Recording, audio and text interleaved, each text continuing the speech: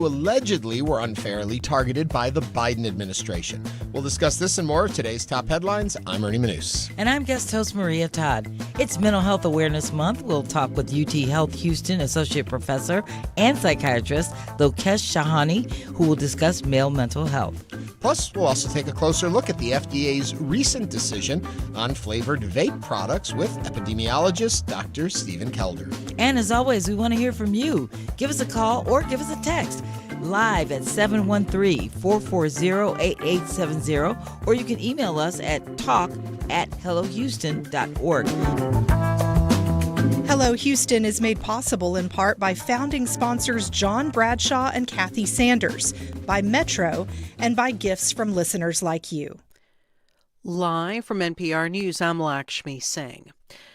Acting Attorney General Todd Blanche is not ruling out the possibility that rioters who believe they were wrongfully prosecuted over the 2021 insurrection at the U.S. Capitol might get paid from a more than $1.7 billion fund. The Justice Department sparked concerns among members of Congress that setting up a fund to resolve President Trump's multi-billion-dollar lawsuit against the IRS would amount to a taxpayer-funded payout to Trump's friends. At a budget hearing today, Blanche told Republican Senator Susan Collins of Maine the fund is structurally similar to an Obama-era fund designed to compensate Native American farmers who allege they were victims of racial discrimination. It is true that this is unusual. That is true. But it is not unprecedented, and it was done to address something that had never happened again either. So there is an unprecedented nature of what we did yesterday in response to years and years of weaponization, just to correct a few things. Democratic Senator Chris Van Hollen of Maryland says the fund is, quote, pure theft of public funds. The death toll from the ongoing Ebola outbreak in the Democratic Republic of Congo has risen to 131, according to local health authorities. NPR's Jonathan Lambert reports more than 500 people are suspected to be sick because of the outbreak. On Tuesday, the head of the World Health Organization said he is deeply concerned about the scale and speed of this outbreak. A rarer species of the Ebola virus, called Bundabuyo, is behind it. Standard field tests often miss this virus, and it's likely that it's been spreading in the region for weeks under the radar. At least one American, a doctor who is working in DRC, tested positive and is experiencing symptoms. The risk to the U.S., however, is low, as Ebola doesn't spread as easily as an airborne disease like COVID. But the risk to Central Africa is high. Because it's a rarer species, there are no approved treatments or vaccines for the virus that's spreading. Jonathan Lambert, NPR News. President Trump's discount website for prescription drugs called TrumpRx is getting an update. The site will now include hundreds of generic drugs. Here's NPR's Sydney Lepkin. TrumpRx has added 602 generic drugs. That's in addition to the brand name drugs available to cash-paying patients at a discount. The site offers what it calls presidential deals on brand name drugs that range from 10% off for GSK's antiviral inhaler Relenza to up to 93% off for Novartis's multiple sclerosis pill Mayzent. Users can print coupons to use at a pharmacy or follow links to drug company websites to purchase medication.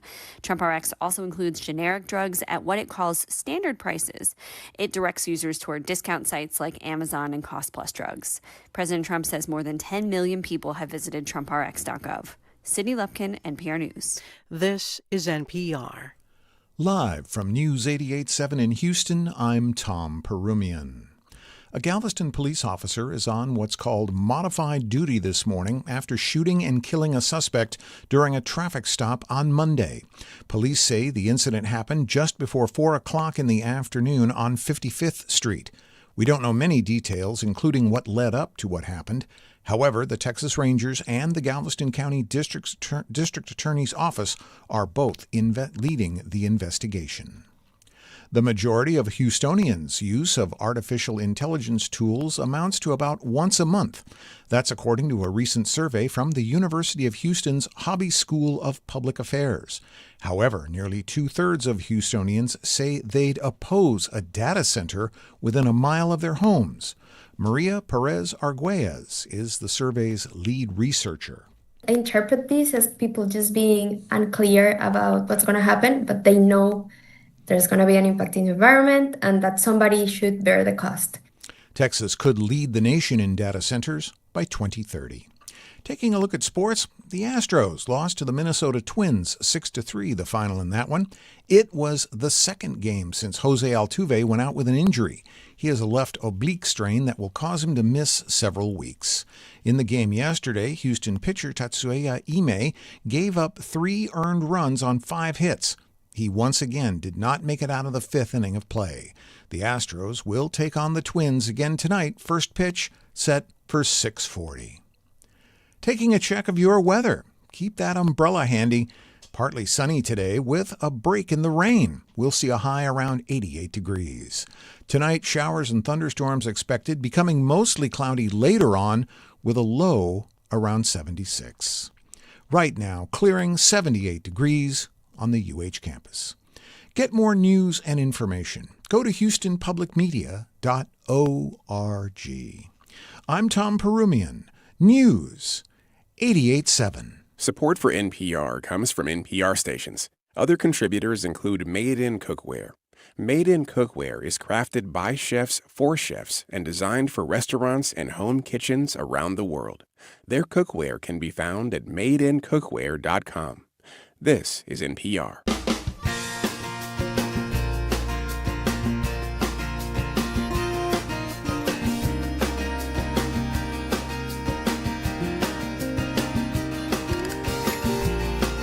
From Houston Public Media and News 88.7, it's Hello Houston, an open forum on today's biggest stories affecting Houston and beyond. Call now, 713-440-8870, or let us know your thoughts on today's topics by emailing us at talk@hellohouston.org. And now, Hello Houston. Hello, Houston. Ernie Manouse here, and it's not even worth me saying my name because I matter so little today. Because in the studio with me today, radio royalty is sitting in with me.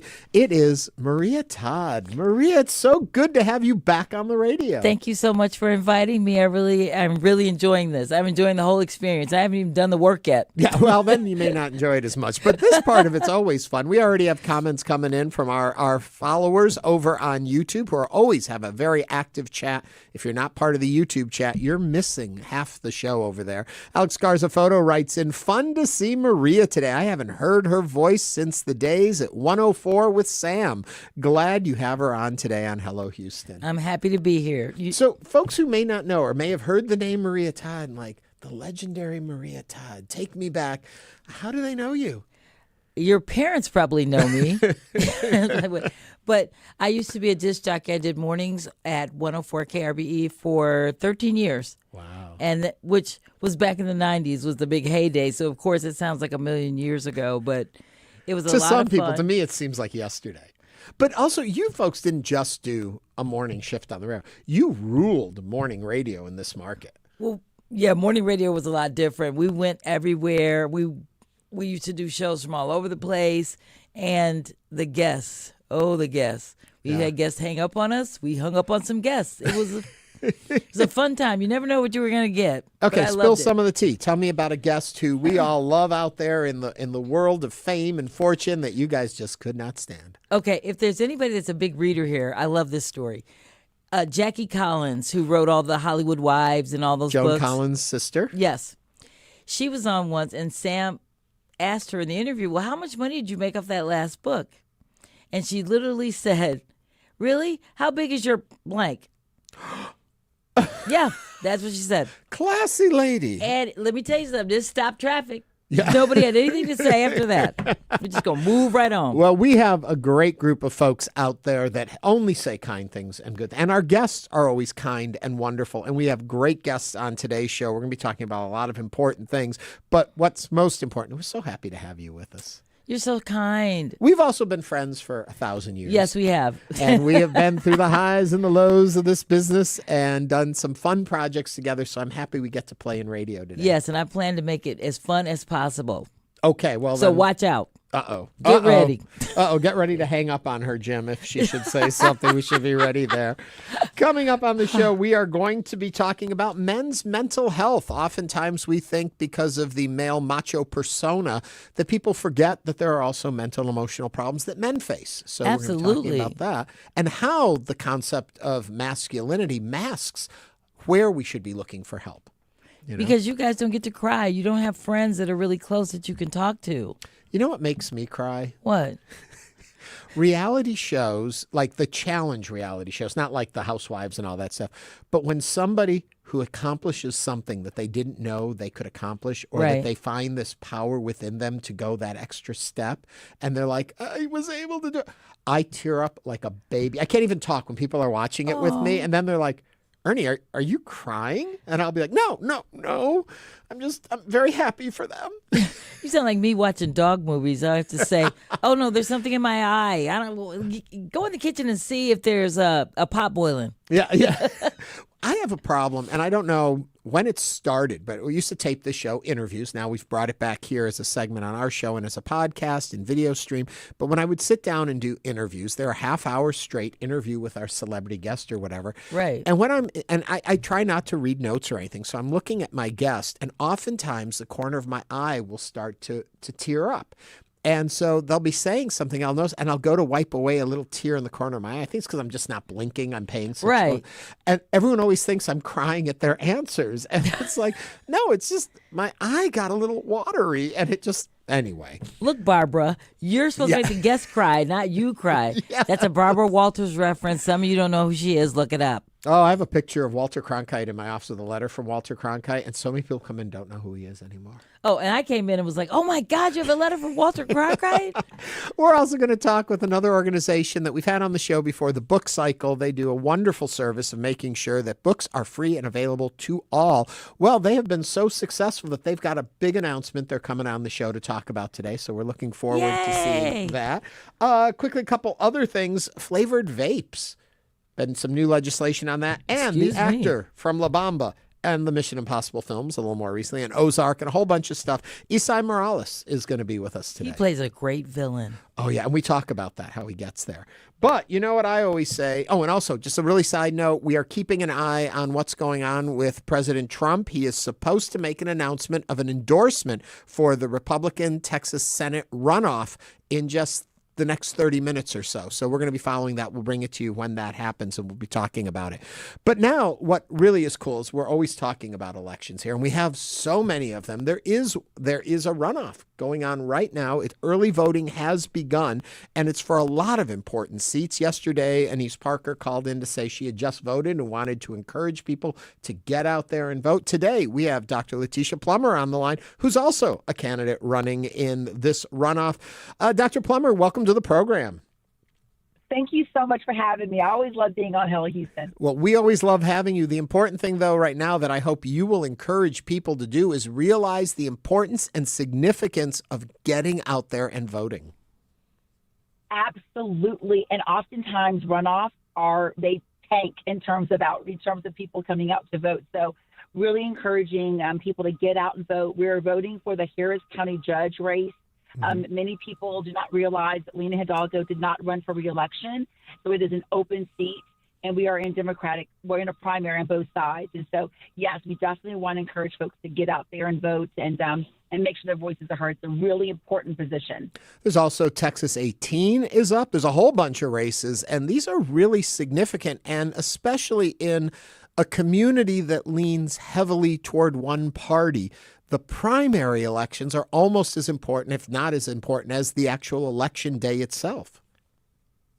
Absolutely, because you're picking your person, and then we're going to push that person to the November primary. Listen, y'all, we are in the fight of our lives. Every single fight is important. We are dealing with things that we're seeing nationwide, but just locally, we're dealing with ICE. What the governor is doing in terms of just overreach. And so we really got to have somebody that's proven that they fought for these things. My ICE ordinance got passed in the city of Houston. My apartment inspection reform ordinance passed.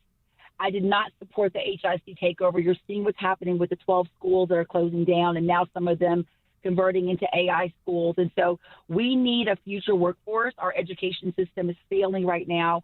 Our disaster recovery challenges, are also on the brink. Our infrastructure is fractured. So we need someone to get in there and get the job done. That's an important point that you bring up. All of those topics and issues people oftentimes have opinions on, complain about, worry about, picket about, all of that.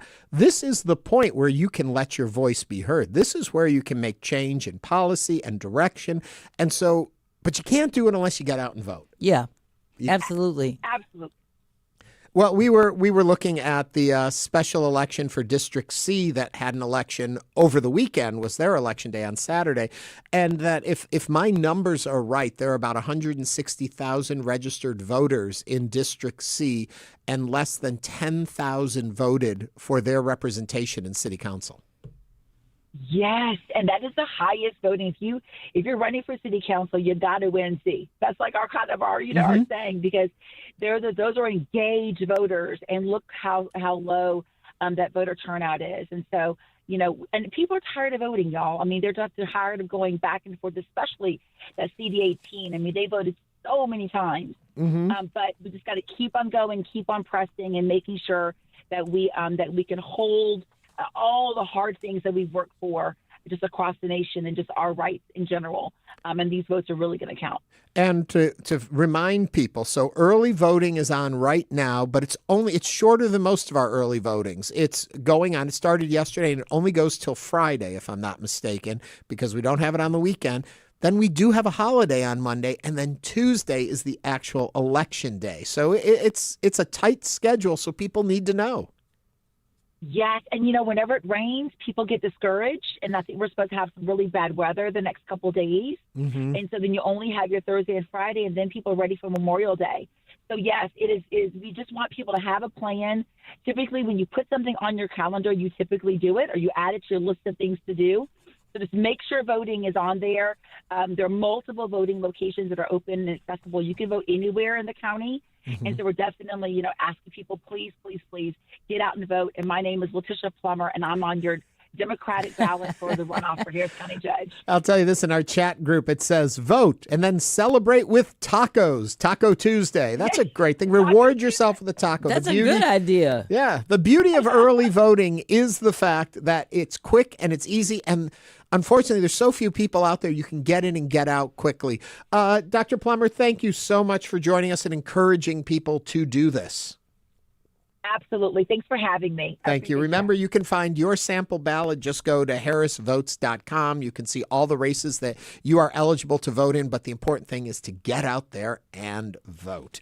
I want to move on to another story now that we have definitely pushed home the fact that you should be voting, about James Bond. We're not voting in that, but boy, oh boy, people have a say in this one. Let me tell you something. If we were let me say it in English. If we were voting in this one, the polls would be full. See, that's the thing. Maybe they should put this on the ballot, too, to get people out there to vote. And then they can vote for the other elected officials. Yeah, while you're here. Yeah, pick the new James Bond. Okay, I've given the lead of your story. Take me in there. It's okay. They are casting for the next James Bond. And even though the franchise has survived plenty of turnover in the past, I mean, we went from Sean Connery to Daniel Craig, the blonde Bond. Yeah. Now, the blonde Bond, that's what they were calling him. But anyway, they have a new handler, Amazon MGM Studios. Ooh. So will that change the casting process? Right now they've got Nina Gold. Now, she's a famous casting director. She did Game of Thrones, The Crown, Star Wars. She will find the next Bond. And she says besides acting chops and a passable British accent, the actor must, quote, ooze sex appeal. You know, and if we weren't already down two hosts on this show, I would jump into the ring now that I hear it needs sex appeal. Of course. I guess I'll have to step out. I'll just have to take the ooze myself. Yeah. All right. Gold said they have these are the names that they have up. Okay. Jacob Elordi, Callum Turner, Aaron Taylor Johnson, and Tom Francis. Now, supposedly they're all in the running.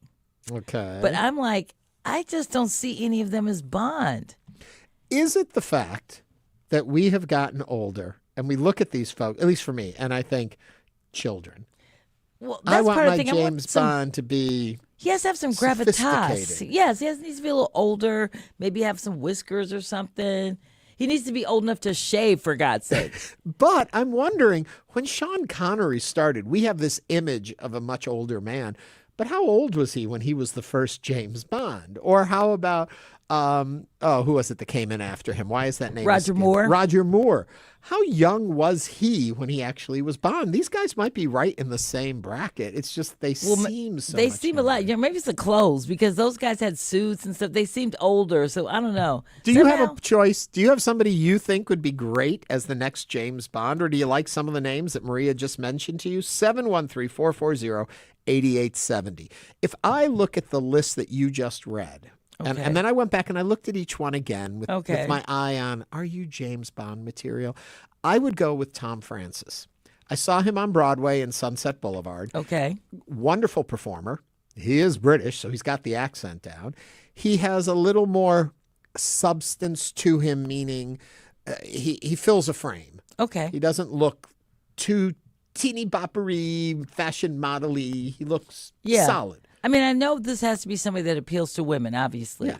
But so then I'll be quiet. You go. But I'm just saying, like, I vote against Jacob Elordi. I know girls love him, but he just does not seem like he's James Bond material to me. I got a fun fact for you. They did a little fact check for me. Sean Connery was 32 when he played. See, he was a grown man. 32. He was a grown man, though. He wasn't like 21, just out of school. He was 31 while filming, though.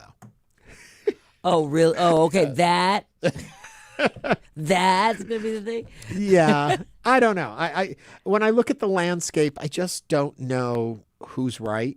And come on, folks, you got to help me out with this one. And I'm going to bring up something, because at one point, of course, way back in the day, back when I was riding dinosaurs, they had Idris Elba's name in the hat for James Bond. I'm like, what happened to them maybe going with the African-American Bond or Afro-British mixing Bond? it up a little bit, you know? Yeah, And something. I was even surprised to hear he has to have a passable English accent. So I'm like, okay, so they're keeping him a British. And I guess that's part of the lore, but he doesn't have to be, you know, the same old stereotype of Bond. We can make any kind of thing up now. You figure it's the movies. They can write anything in the story. And they do. What I'm seeing here, some fun one. Oh, Tom Hardy. That's a good one. I like that one. That came in. I love this one. Mr. Bean. Would you like to see Mr. Bean as James Bond? Don't get the big Coke. Tom Francis has a smooth vibe to him, but he has a bit of a baby face. See, that's where my problem is coming in. Idris Elba, somebody else also suggested that. Somebody else just put a picture in our chat of me dressed as James Bond. I don't see Turn it. your screen over here. I'd like to see that. Yeah. Well, I'm not turning it. Anyway, we're curious what you think. Share it with us. Let us know. Give us a call, 713-440-8870. You can also text it to us, and we'll grab that. We have one more coming in on our line. Sean Connery was 32, but was a very rugged, manly looking. Tom Hardy is also a great option. See, now Tom Hardy, I could get behind that. Yeah. Quick. And Sean Connery had that. He had the eternal past. God rest his soul. But he had the eternal past in my life. If I ever met him, which I didn't, he could have had it. He's your past? He could have had it. 713-440-8870. Michael is on the phone from Westgate. Michael, chime in. What's on your mind? How you doing? Well, you want candidates for Bond? Well, if you want a Afro-British person, I'd say Idris Elba. Uh-huh. I mean, he's mature, strong guy, very good looking. Thank you. I'd say Matt Damon or Leo DiCaprio. They're old enough now to be James Bond. Maybe Matt Damon. I'm not feeling Leo. Yeah, I'm not with Leo, but yeah, I could see Matt Damon doing that. But he already did he was the, what's his name? Oh, crap. Oh, here we are, two old people on the radio together. What's his name over there? He was another spy, like in a series. Come on, someone help us here. They're not helping us out. Michael, do you know what we're trying to say? Jason Bourne. Jason Bourne. Yeah. The Bourne Identity. So he may have already treaded that. Oh, we got a Hugh Jackman suggestion. Ooh, I like Hugh. He's been doing all these light comedy kind of movies lately, but I could see Hugh Jackman. Michael, thank you very much for calling in and sharing with us. I think the problem is we're seeing James Bond as having matured and grown up with us, and so we're looking for a more mature actor, and I think probably Hollywood is looking for someone younger who could carry the franchise for a while. Well, they said they wanted to be able to do 3 to 4 movies, so... Yeah. Yeah, You know, you can't so. pick somebody old. All right, there we are. Enough of that for today. We've got a lot more still to come on this show. It's Mental Health Awareness Month, and so we're going to talk a little bit about men's mental health. Coming up next with Ernie Manouse and Maria Todd right here on Hello Houston.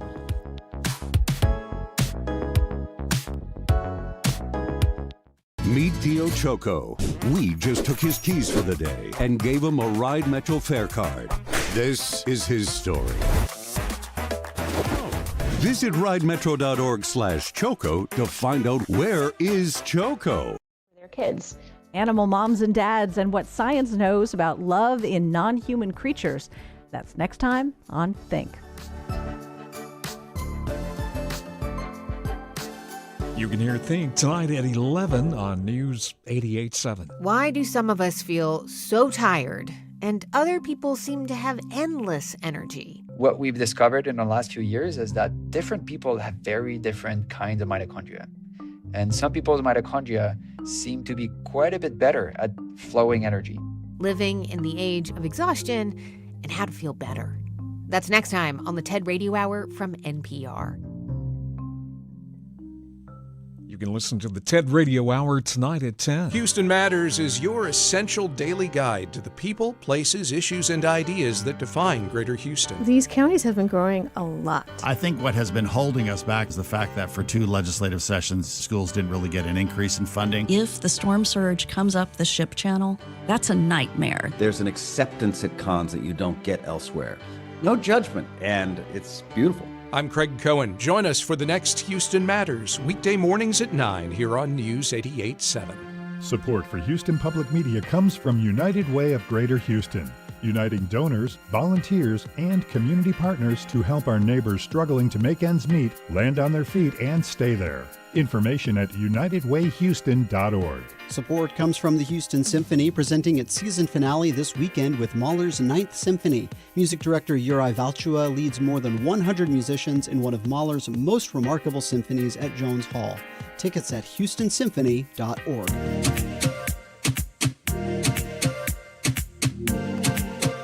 And now back to Hello Houston. To comment on today's topics, call or text 713-440-8870 or email us at talk@hellohouston.org. And now Ernie Manouse and guest host Maria Todd. We are back. New research suggests that many men and boys struggle with depression and mental health problems in silence. A recent report from Crisis Text Line found that while men account for nearly 4 times as many suicides as women, they're much less likely to reach out for help. To talk more about the warning signs, the stigma, and how families can support the men in their lives, we're joined now by Dr. Lokesh Shahani, an associate professor and psychiatrist at UTHealth Houston. Dr. Shahani, welcome to the program. Thank you so much for having me on the show. We're going to get into this conversation. We invite you also to be part of it. Give us a call, 713-440-8870. Before we get into all of this, you had an opinion on James Bond? For sure. Okay, who is it? Matt Damon for me. Matt Damon, even though the Jason Bournes. I think the Jason Bourne's helping him become James Bond for me. Oh. Interesting. It's just that tough, rugged it's like look, his right? gateway drug into Correct. James Bond. Exactly.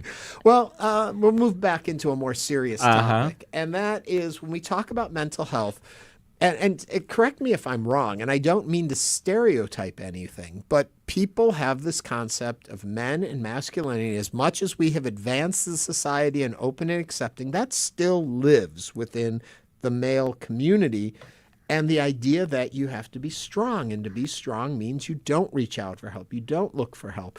Am I accurate in this assumption? I think we still are living in that generation. I think even though we want men to be vulnerable, we want men to be asking for help, there's still a whole stigma against asking help, right? I mean, masculinity, see it in the movies, read it in the books. It's all about, I'm the strong guy. It's all about, asking for help is a sign of weakness. It's about self-reliance and solving your own problems. And I think that continues. And I think we are at that point where we need to, step away from that and normalize mental health, especially when it comes to the whole stigma of mental health is, hey, mental health is just another part of your physical health. In general, I was going to say, have we moved away from that? Or is it just throughout the entire society? regardless, male, female, that we see mental health still as a weakness. We don't see it as medicine. If you break a leg, nobody sees it as a weakness. You go to the doctor. But if there's a problem in your mental health makeup, for some reason that stigma continues. I think we're in the gray zone. I think we're making steps away from that stigma, but I think we still have a long way to go. We have in the past couple years seen people being more open about their mental health. Celebrities have actually been a blessing there, where they've been coming out in the open, coming out in public and speaking about that mental health, and that normalizes things a little bit. But we still have a little bit more to go. Mm-hmm. The statistic that I read in the opening, men are 4 times more likely to commit suicide. I was shocked by that. I never realized that. That's the big one. What that report showed us was among deaths by suicide, 80% of the deaths are accounted by males. But on the flip side, it was about asking help through a text hotline. Only 20% of the people who asked for help were males. So, more likely to commit suicide, but less likely to ask for help. And I know this is a very dumb question, but I'll ask it anyway. Our information statistics prove that reaching out for help is often the best deterrent. 100%. Reaching out for help is almost a statistic that I need help. Come help me. I don't want to be killing myself. So it's again a big deterrent, right? It's a mindscape that I want to get better. I want to be there for you. I want to be supporting someone. And hence, asking for help, again, is a big deterrent. I'm curious, how would you, if you had a friend that you figure you need some help, it's beyond what I can do for you, how would I suggest to them to reach out? For sure. So I think it goes in 3 processes: connecting, validating, and offering assistance. I think that's the mind frame I would. So obviously, if there's someone I see suffering, the first thing would be being direct and open. Just as you would ask, are you having a good day? I would ask, hey, are you doing okay? I've recently noticed that it seems like you're in a lot of stress, or it seems like you're going through a little bit of a mental health distress. Tell me, how could I be of assistance to you? So having that open approach, but being direct and validated that feeling. Being able to share your feelings sometimes is a great help to the other party. Saying that, there are days I struggle with my mental health. There are days I'm stressed, I feel depressed, I feel anxious. We all go through it. Tell me what's happening in your life so that I could be of assistance to you. So kind of being open just to validate that mental health imbalance is normal. We all have our blues, is something that we obviously are, is a way of connecting to people. And then offering support. It could be as a friend. It could be as a professional. It could be making sure that they are getting connected to a professional. As we have this conversation, I just want to remind everyone, you can help with this. What's the number people should call if they're feeling challenged, if there's a problem, if this triggers something? What's the good number? So there are 2 numbers. One is 988. That's our crisis hotline.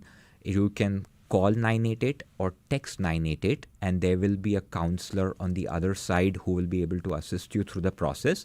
The other text hotline that was mentioned in the article is 741-741, and that's a true hotline, like a text hotline.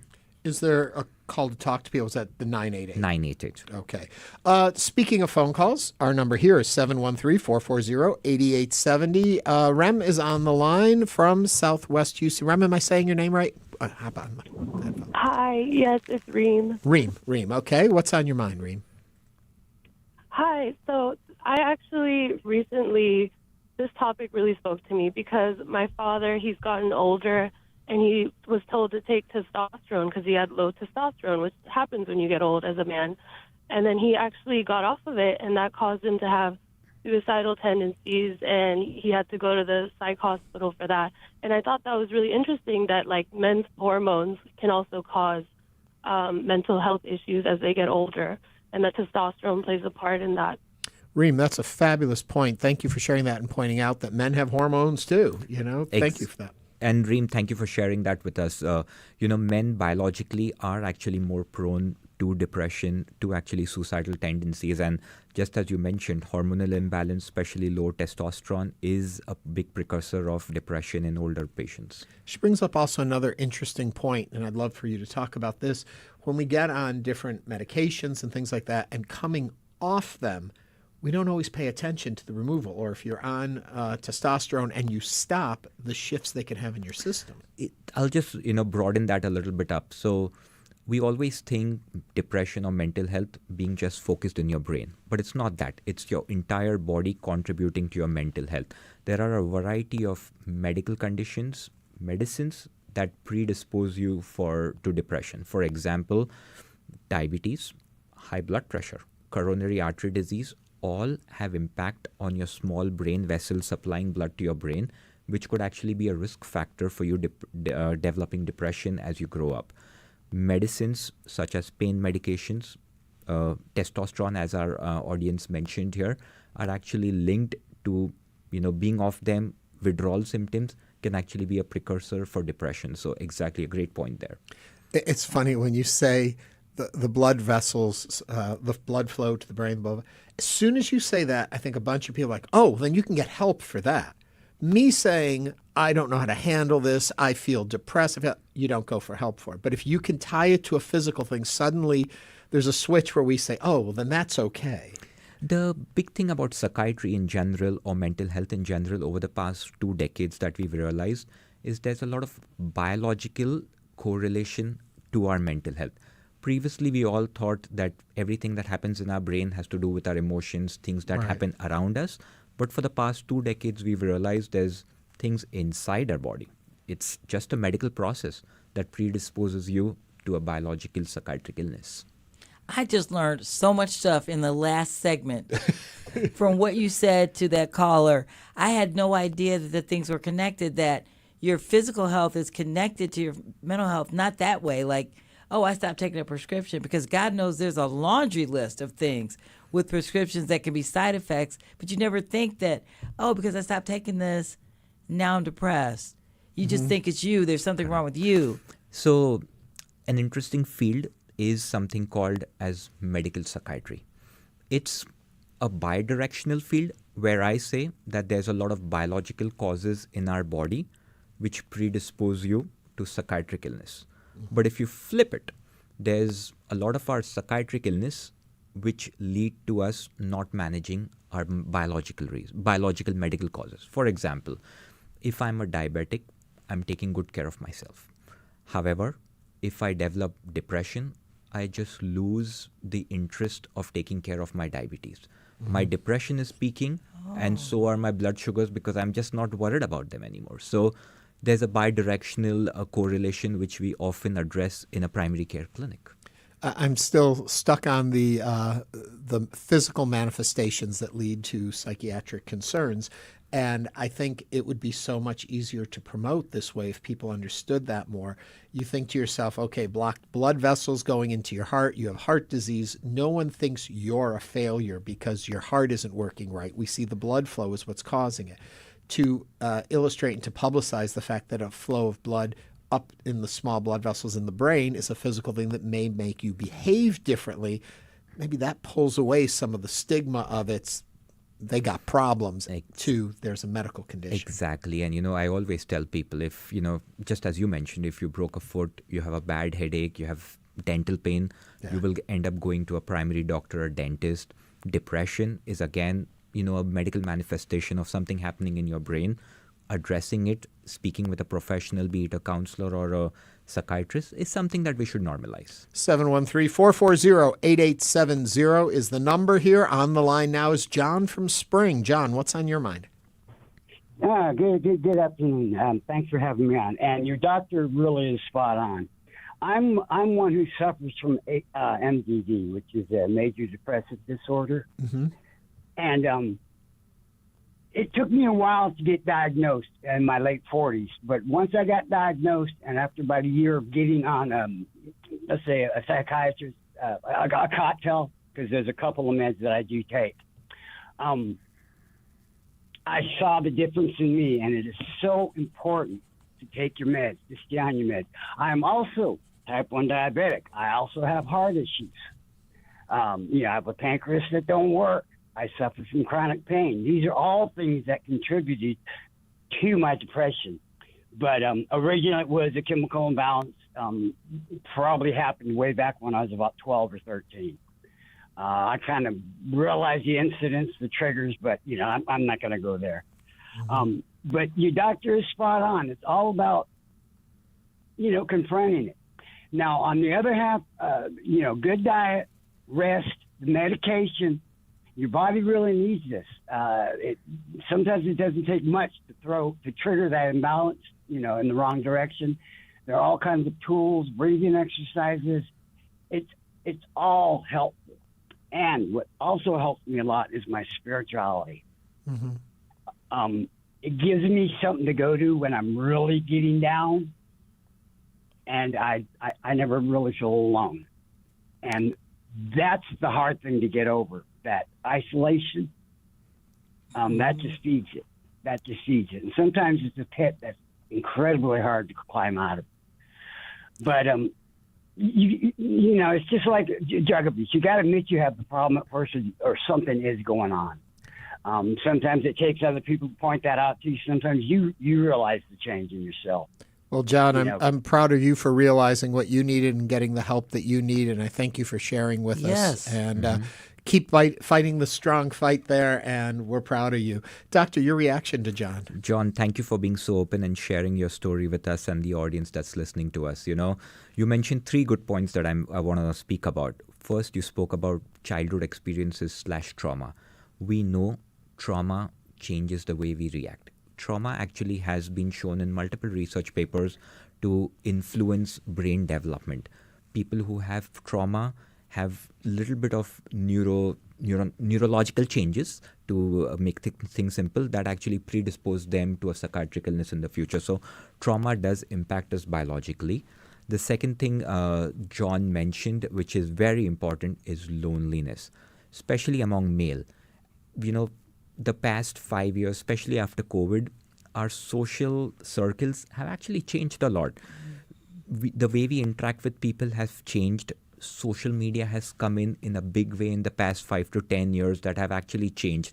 No one calls each other right now.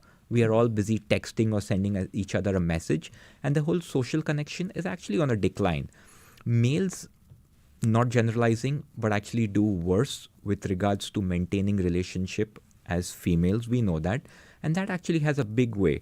As we grow older, our friend circle, our relationships start dwindling because of not keeping contact, people dying.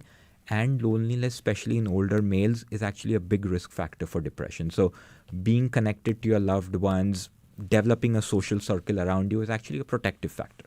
So that's really an important factor that John mentioned to us. I'm also curious, when we talk about whether or not medication compared to therapy, to talking things out, can talk therapy, can confronting your issue actually fix problems? If we're saying there's physical explanations for a lot of these behaviors, does it have to be a medical solution? So that's a great question, and I get asked that by a patient every single day, right? Patients ask me that, hey, I am here for depression. What do you recommend? Should I do therapy or should I do medicines? My actually recommendation is do both. Here's why I say that. There are multiple papers which show that when you're treating depression using, evidence-based therapy is actually equivalent to using medications. However, there are multiple papers that also show that if you combine both of them, the effect of treatment response is actually much greater than using either or of them. So I usually recommend going to a therapist, starting talk therapy along with psychiatric medications if you have a case of major depressive disorder. I don't mean to get too far off base here, but let me ask quickly though. Please. When you are in what I call talk therapy, correct, what is that doing to your brain? Why does that work? Think about going to a gym. Why do we go to the gym? To exercise our muscles so that we make them stronger. That's what talk therapy does, right? Talk therapy makes you think differently. It makes you change the way you react to situations differently. Are you building different paths of what fires off in your brain and the way you think of things and are bypassing areas that are harmful? Am I looking at this wrong? Help me with this. More than that, it's changing the maladaptive behavior. That's what we call it. When there is a problem, when there is, a situation, we are reacting in a way that's maladaptive. With a professional counselor, they can correct the way you respond. They can correct the way you think. So from being maladaptive, it's actually changing the way you're thinking or reacting to things. So rather than, me getting stuck in a traffic jam and me, having road rage, I can just say this is not under my control and I have other better things that I can do. So just kind of training your mind to be more healthier is what talk therapy is doing. Let's pull back from all of that part of it and get back to what brought you here in the first place and talking about how we can be aware of this and helping men to realize it. You were talking a little bit about how you have to communicate with someone. And if you see something, ask someone. And something I learned many years ago in interviewing, and in my style of interviewing, is the pause gives time for reflection. If somebody asks you, how are you? Most people will give a snap answer. I'm great, doing fine. And if you go on with whatever you had to say, you're not giving them a chance to fully answer your question. But if you say to someone, how are you? And they say, I'm fine. And you wait that beat, they may come back with, well, actually I've been a little, and the story comes out. And I think oftentimes we're so quick and so wrapped up in our own world, even if we're trying to check in on somebody, we only hear the surface and we're not giving them time to tell us more. Your thoughts? You hit the nail, sir. I mean, I myself struggle with that. I'll be honest on that one. But being open, being present, giving people time to express themselves is important. Trust is a big factor. I will only open up to people I trust. And, that trust is a relationship that we build with someone. So, yes, and normalizing things, being open about your own challenges, being vulnerable yourself in order for the other person to feel vulnerable is all a part of that component. I'm not sure where I may have read or seen this. Help me if there's truth to it or not. Head injuries early on in life, head traumas, we're seeing more resulting in dementias later in life. Is that accurate? That's true. Head injuries are a big risk factors for dementia. Alzheimer's dementia particularly is a dementia where you have plaque and tau protein deposition. What we've seen is head injuries predispose you to more of that chemical deposition in your brain, leading you to have dementia. And to follow this thought through, that early signs of dementia may be depression, irritability, and all the same things we're talking about here. Dementia in many instances comes with behavioral problems first, memory problems later. So especially in someone in 60s who's starting to have new onset psychiatric illness, me as a doctor always am screening their mental status too. So, hey, I am coming in, I'm 60, I've never had problems with depression. It's the first time I'm seeing a psychiatrist for depression. I, as a psychiatrist, will do justice by doing a memory test on him, seeing where the baseline is, exploring with them, their family members about, have you noticed minute mental memory changes, such as, Dad was great in remembering everyone's birthday. He doesn't wish me on my birthday, I have to remind him. Hey, that's a big change. So things like that, which could be subtle signs of dementia. And really quickly, I know we're almost out of time. I just want to flip that the other way and say oftentimes people with dementia, Maria and I were talking about this earlier, they will start to get depressed and they show signs of depression and they wishing they were dead or not here or they lasted too long. Is there any kind of help you can give someone in those situations? Because they're not going to, I don't think, benefit the same way from therapy because they don't remember what they're doing in therapy. Correct. And that's a true biological depression. So things that cause dementia actually also cause depression. So it's very likely that dementia and depression can happen at the same time. We would use antidepressants, actually some types of interventional psychiatry, as we call it, which typically address this biological vascular type of depression in older adults. Fascinating conversation. I cannot thank you enough, Doctor, for being here with us today and sharing all of this. It's my pleasure. Thank you so much for everything you do for your community. I'm going to overstep. I may not be here, but please come back because I will be listening. Maria's invited you back. Always You're happy welcome to be back here. anytime. Thank you so much. Dr. Lokesh Shahani is an associate professor and psychiatrist at UTHealth Houston. Thank you again, Doctor, for being here. Thank you. A couple quick disclaimers. Of course, this is a generic conversation. We don't know each individual person who either calls or is listening right now. Remember, always check with your health professional to find out the best advice for you and what you should be doing. Also, those numbers, if this should have brought up anything you need help with, you can call or text simply the numbers 988. Or if you want to text, you can do 741-741. You can text for help. We are out there for you. If that doesn't help you, please reach out to us and we will connect you. Coming up on the show, guess what? The Trump endorsement is in. Who is he endorsing in the Republican race for Texas Senator? Find out right after this break.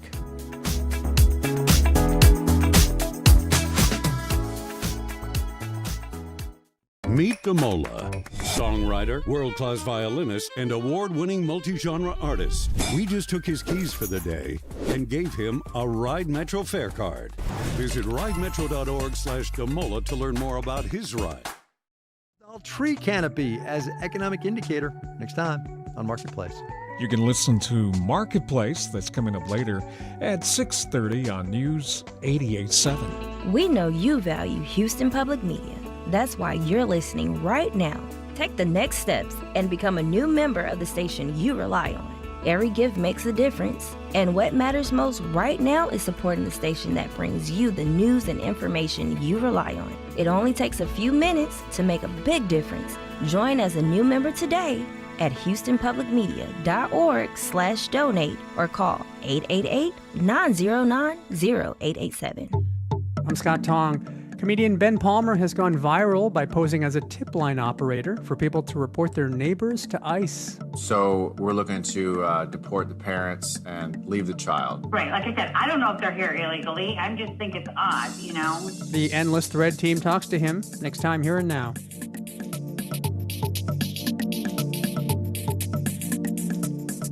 It's on today at 1 p.m. Support comes from Metro. World Cup planning includes transit improvements intended to serve Houston after the final match. Metro provides bus, rail, and paratransit service and continues mobility enhancements across the region. More at ridemetro.org/Metro Now. Houston Public Media is licensed to the University of Houston System, governed by the UH Board of Regents. Information about open meetings, dates, times, and locations is online at uhsystem.edu. And now back to Hello Houston. To comment on today's topics, call or text 713-440-8870 or email us at talk@hellohouston.org. And now Ernie Manouse and guest host Maria Todd. The world moves fast these days. We were going to be having a conversation right now about fruit-flavored vapes, but we're going to reschedule that for another time because the announcement is in. The endorsement has been made. The President of the United States has chimed in on who he thinks should be the Republican candidate for the Texas Senate race here in the great state of Texas. And to fill us in on this, we welcome politics and government reporter from Houston Public Media, our very own Andrew Schneider. Andrew, it's in. What has he decided? The president has endorsed Ken Paxton, the Attorney General for the state of Texas, over incumbent Senator John Cornyn. He issued that announcement on Truth Social just a little over 20 minutes ago. He saluted Paxton's record. He said he was a strong supporter of ending the filibuster, which is something the president supports, the Save America Act, which would dramatically rewrite the rules governing voting in elections nationwide. Paxton had initially said that if the Senate were willing to get rid of the filibuster and pass the Save America Act, he would be willing to drop out. That didn't happen. Trump also said that, Senator Cornyn is a good man and he's worked well with him. Cornyn has not been supportive of me when times were tough. And the president has been known to hold a grudge, and that seems to have made an impact in this race. Okay. Why today? Why now? Well, I think he was going for maximum effect.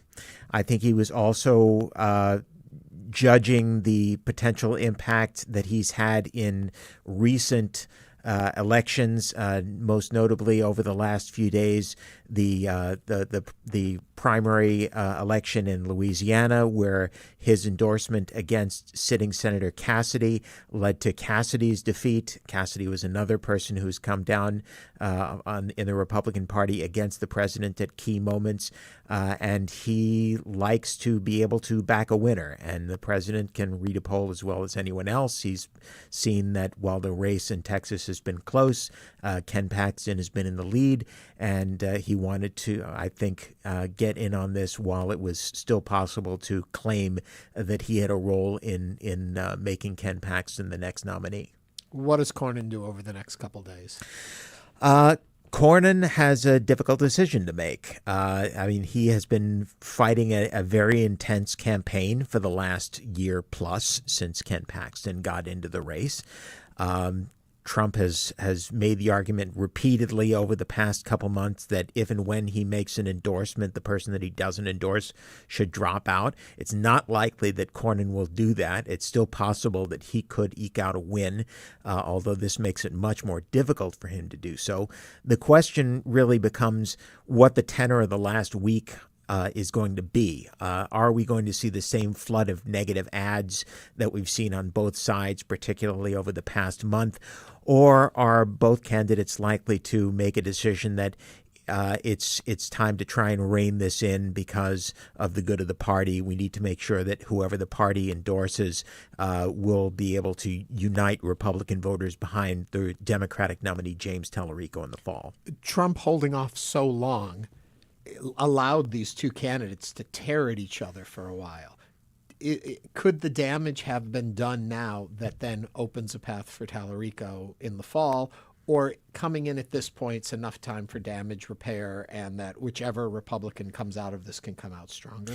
It's difficult to say. I just got off the phone with two analysts that have been looking at this very closely. One, Bill Miller, who's a political consultant based in Austin. He's worked for candidates from both parties. The other, Mark Jones, been a guest on our air quite often.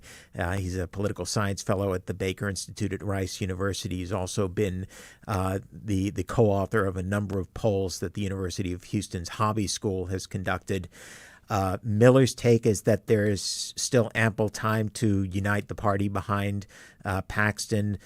Jones's take is that it would have been a lot easier to unite the party if the president had endorsed Cornyn, and that the president may have made more difficulties than he is soothed over by endorsing at this late point in the race. We, of course, share offices in the same building together, and I came by you this morning as soon as I heard that this announcement was coming, and on my choice card, I picked he was going to endorse Cornyn. You said you thought it would go to Paxton. My Cornyn thought was because Cornyn would have, I believed, a better chance of beating Tallarico in November, and that the president is worried that they're going to lose seats and was trying to ensure what he could ensure.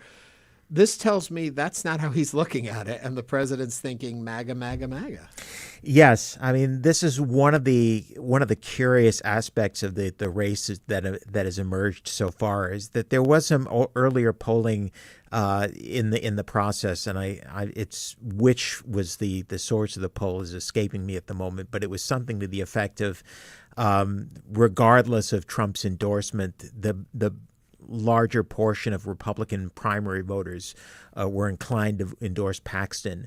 And this may have been his way of trying to recognize the strength of the MAGA movement within Texas politics, whether it unites the party or it doesn't. He wanted to make sure he was in line with his core voters. Andrew, every time I think it's going to be a calm day around here, something happens and comes up. Fascinating. Thank you for being right on the story as it happened and for sharing with us. You're welcome. Andrew Schneider is our politics and government reporter here at Houston Public Media. We're going to take a quick break, give you some new headlines, and then Maria, Todd, and Ernie Manouse will be back with you for the second hour of the show, including a conversation with actor Esai Morales, who is going to be at Comicpalooza this week. Stay with us here for the second hour of Hello Houston.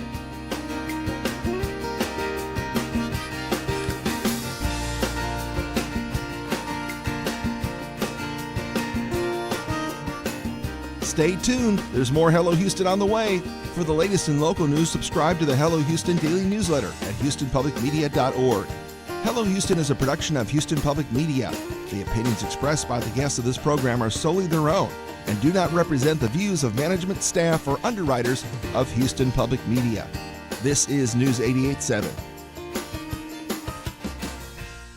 Support for Houston Public Media comes from listeners like you and from Houston Parks Board, connecting Houstonians through 160 miles of Bayou Greenway hike and bike trails across our great city. Learn more at houstonparksboard.org. There's a 40% chance of showers and thunderstorms today, mainly between 1 and 2 o'clock. Otherwise, you might see some sunshine. We'll warm up today to about 89. Currently, it is 81. This is your NPR station, KUHF, Houston. News 88.7, a service of the University of Houston. Just ahead on this hour of Hello Houston, HISD's state-appointed board will consider another waiver that will allow Superintendent Mike Miles to continue serving without certification. We'll discuss this and more of the top headlines of the day. I'm Ernie Manouse. And I'm guest host Maria Todd. We'll also talk with director and founder of the Book Cycle, who will tell us all about their unique book donation program. Plus, we'll also hear my conversation with actor Esai Morales of La Bamba and the Mission Impossible films about his upcoming appearance at Comicpalooza this weekend. Also, we want to hear from you. Give us a call or a text. 713-440-8870. That's 713-440-8870. Or email us at talk@hellohouston.org. You can also watch us live on YouTube by going to houstonpublicmedia.org and clicking the purple box. Hello Houston is made possible in part by founding sponsors John Bradshaw and Kathy Sanders, by Metro, and by gifts from listeners like you. Live from NPR News, I'm Lakshmi Singh. President Trump is weighing in on the Republican primary race for Senate in Texas 1 week before the runoff election. Trump is endorsing Texas Attorney General Ken Paxton over incumbent Senator John Cornyn. The president says Cornyn's a good man, but did not support him when times were tough. The winner in next Tuesday's election will face Democratic State Representative James Tallarico, a former educator often viewed on social media invoking scripture in challenging GOP-backed policies that he is viewed as marginalizing of vulnerable populations. NPR's Domenico Montanaro is following primary elections today in 6 states. Tonight we're going to see results from Senate primaries in Alabama and Georgia, where the Republicans, they're all trying to out-MAGA each other. Georgia is going to be particularly important to watch because it's a really important Senate race with Democrat John Ossoff as the incumbent. Republicans would really love to flip that seat, but the Republican primary electorate in Georgia is very conservative and very different than the general election one, which has become much more purple. NPR's Domenico Montanaro reporting. Russian President Vladimir Putin has arrived in Beijing to meet Chinese leader Xi Jinping. 2-day visit. Putin's trip comes days after China touted more stable relations with President Trump. Here's NPR's Jennifer Pack. Russia's President Putin calls President Xi an old friend in a video he sent to the Chinese people ahead of his visit. In it, he praises what he calls truly boundless potential of Russia-China relations. China has become Russia's lifeline, increasing trade between the two since the Russian invasion of Ukraine, though the Chinese deny supporting Russia's war effort. In addition to deals, a Kremlin spokesperson says Putin hopes to hear first-hand information about Xi's recent meeting with President Trump. While for China, Russia's energy resources are important as the Strait of Hormuz remains effectively closed.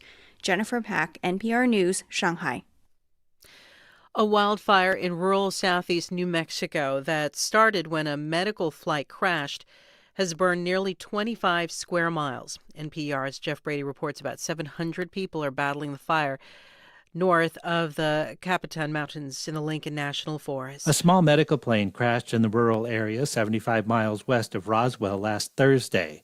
4 people were aboard. The flight crew and medical personnel all died in the crash. The Federal Aviation Administration and National Transportation Safety Board are investigating. The crash sparked a small fire that quickly grew. Dry, windy conditions helped the fire double in size between Sunday and Monday. The steep, rugged terrain has made it difficult to fight the forest fire. Authorities evacuated the sparsely populated area. Jeff Brady, NPR News. You're listening to NPR. Live from News 88.7 in Houston, I'm Tom Perumian. A new strain of Ebola virus is hitting the Congo and infected many, including an American missionary doctor. Dr. Catherine Troisi is an infectious disease epidemiologist at UT Houston School of Public Health. She spoke about the new strain on Tuesday's Houston Matters. We don't know a whole lot about this strain that is causing the disease now, the Bundibugyo strain of Ebola virus. This is only the third outbreak with this strain, but it doesn't appear that there are differences in terms of transmission. Tracy says it's very early on to learn enough about the new strain, like infection rates of spread and how to fight the new strain and head off an epidemic. Early voting in the latest primary got underway Monday across Texas. In the 3rd Ward, many residents were casting their votes in the important 18th Congressional District runoff. Ann Carr is an elderly voter who tells us, I'm Al Green. I voted that way because of, even though I know he's the oldest, he has the experience, and that's mainly what it was all about. Early voting runs through Friday, May 22nd. The general election will take place on Tuesday, May 26th. And as you've been hearing on NPR, President Trump, speaking on Truth Social, has endorsed Texas Attorney General Ken Paxton for the United States Senate in the primary election. This is a developing story, and we'll have more in the next hour of Hello Houston, and I'm sure we'll hear again from our political reporter, Andrew Schneider. In sports, the Astros were doubled up by Minnesota 6-3 last night. Houston and the Twins go at it again tonight from Minneapolis at 6:40. Checking your weather, showers and thunderstorms this morning, becoming partly sunny today with a high near 88. Tonight's going to be mostly cloudy with a low around 79. Right now, mostly cloudy, 81 degrees on the UH campus. Get more news and information. Go to HoustonPublicMedia.org. Support for NPR comes from NPR stations. Other contributors include Fisher Investments. Fisher is committed to helping clients stay on track to reach their financial goals and enjoy a comfortable retirement. FisherInvestments.com. Investing in securities involves the risk of loss.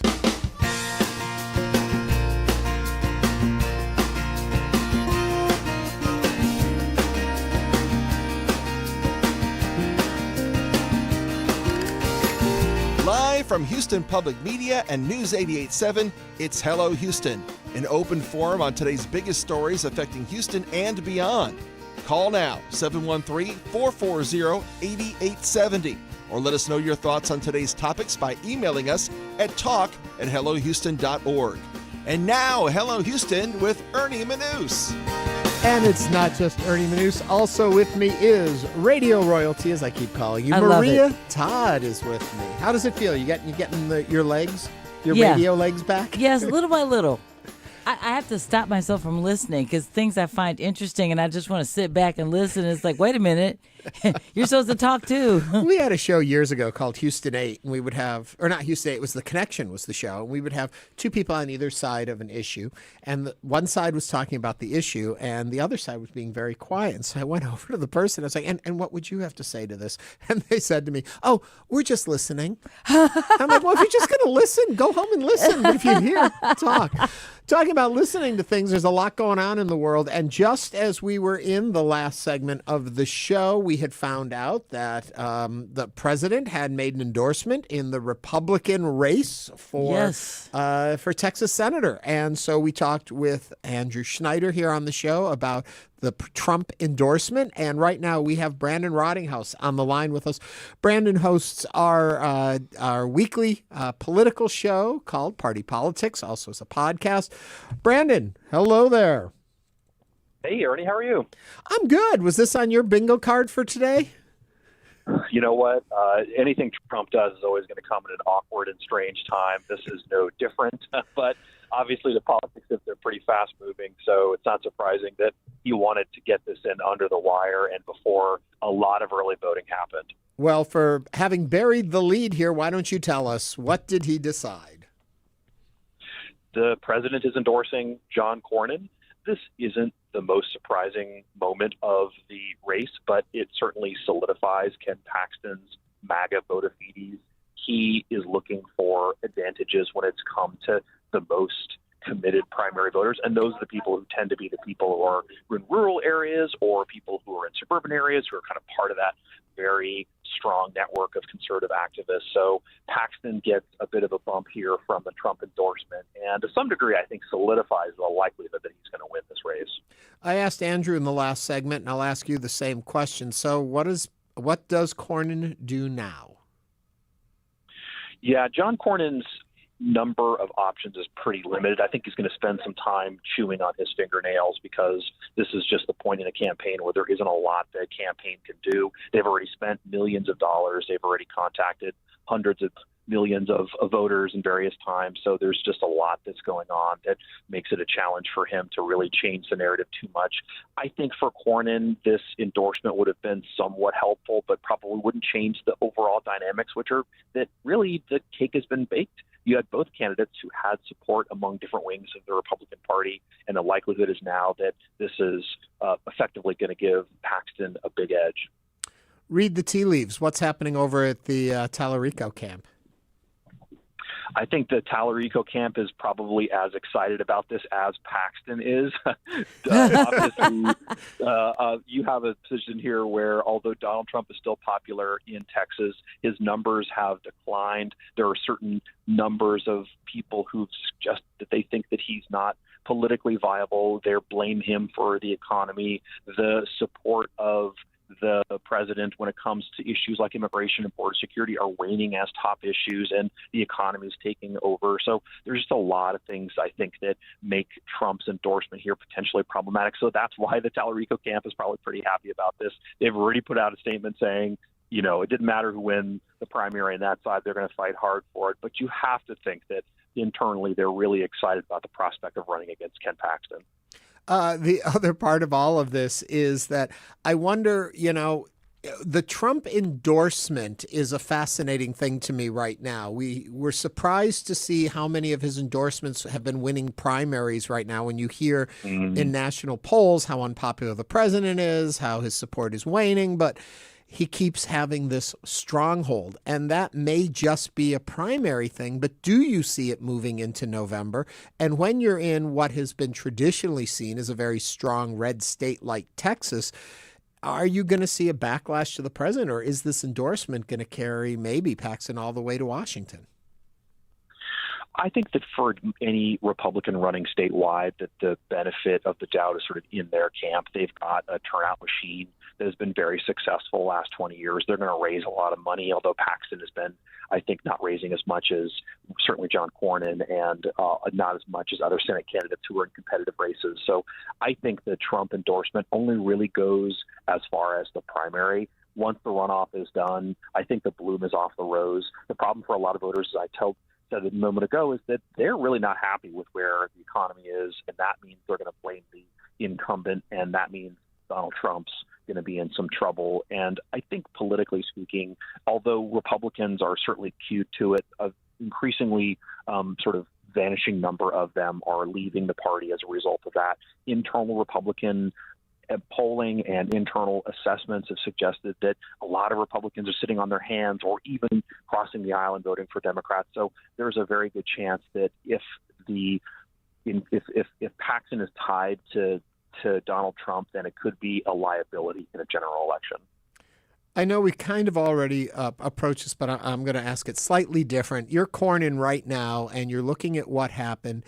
What is your path forward if you still think you have a path forward to get this nomination? What would you do? Where would you refocus? How would you counter this? So many of his ads have been showing what a great buddy he is with the president, and now the president has basically ghosted him. Yeah, I think that the Cornyn camp, like I said, is running out of options, but they're going to try to pull out any stop that they've got. If they've got a negative ad that's waiting in the wings, they've got some piece of information that as like a, quote, October surprise, unquote, might be relevant right now, they're going to want to use it as soon as possible. They're going to have to empty their coffers. They've raised a lot of money. The Republican Party has come to Cornyn's aid with lots of money. They're going to have to spend every dime to try to get this out. But we've also seen, I think, Cornyn working hard on the ground. He was at rallies with some key Republicans who now are considered a kind of Bush era of the Republican Party that maybe have fallen out of favor with some very hardcore Republicans. But there are still a lot of rank-and-file Republicans who want to make sure that they win this seat. And so the last thing I'll say is that the Cornyn camp has to play up the idea that the nomination going to Ken Paxton would basically sink the Republicans' hope of keeping Texas red and increase the chances that it goes blue. When you say that there's an October surprise, I think to myself, what could be left to surprise us with in this race? It seems like they've already put out all of that because early voting began. Is it traditional? Well, nothing is traditional in today's day and age, but is it rare to see an endorsement come after early voting has begun? It's rare, although Trump has done it in multiple occasions. He did this in the primary when he came in late to endorse candidates. So I think probably it can have a persuasive effect.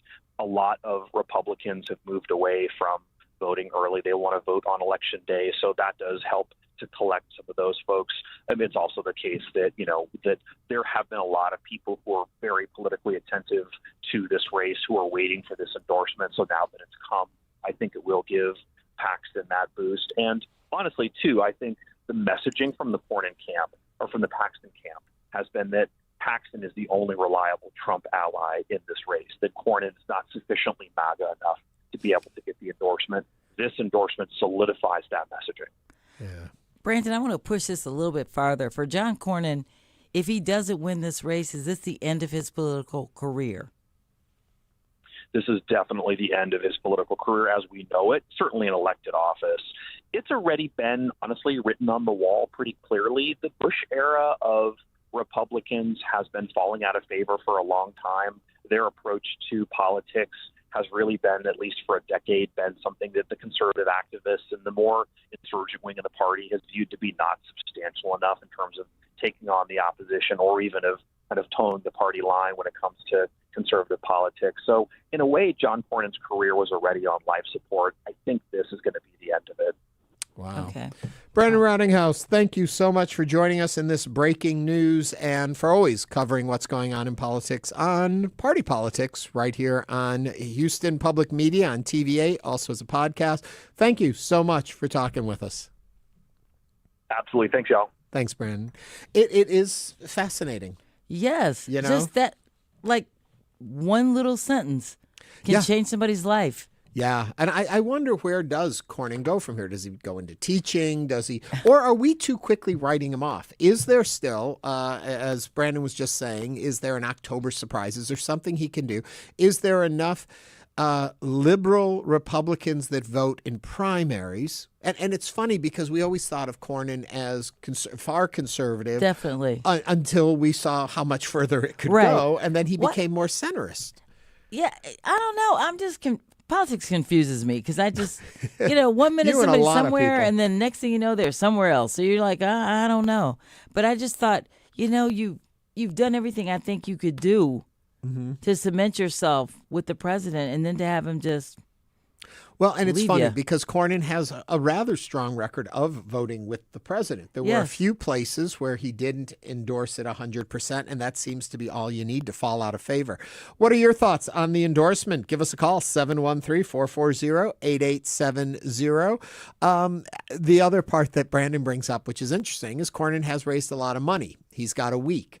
Does he just go at it whole hog and try and hold on to what little hope he has left, or are we in the media even overriding the power of this endorsement? Are people thinking on their own in this state when it comes to this position and have already decided who they were going to vote for? And so this endorsement coming in at this point, is it swaying people? I don't know. It's a very interesting point, though. Yeah, we have a lot going on our chat group. Chef Rob says, I'm waiting for the aliens to walk on stage and say, you guys are the best reality show. My British computer guy believes they will throw nasty insults at each other and let them. Tallarico has played it fair and will only serve to booster his campaign. I think that's part of it. I think that the Trump endorsement is coming in at a time that he needs to have an anointed person to go up against Tallarico, because he is seeing that Tallarico has strong support in the state and they're getting worried, and a divided Republican Party going into the general is not going to help them. No. But did he back the right horse if you're trying to find the candidate that could appeal to the most voters? It doesn't seem to matter anymore. This whole MAGA belief system is a strong group of people who vote a very strong way. So we'll see. 713-440-8870. We have Sissy on the line from North Houston. Sissy, what's on your mind? Quickly. Hey there, quickly. I can't get over it. Any man who chooses a candidate just by going on feelings is copycatting the president. The president's leaning on his feelings. His feelings have been wrong before. He shot people out of international waters. He's killed people, showing his tremendous weakness. Voter fatigue. I say take a nap, folks, and let's get out there and voice our opinions, because there are more Americans with opinions against this behavior than there are people who want to be subdued by the president. How do we get over the fatigue? Take a nap. Yeah, but don't forget, right now the primaries are going on. Early voting is happening. Sissy, thank you very much for calling in. Quickly, we're going to grab John from Richmond. John, what's on your mind?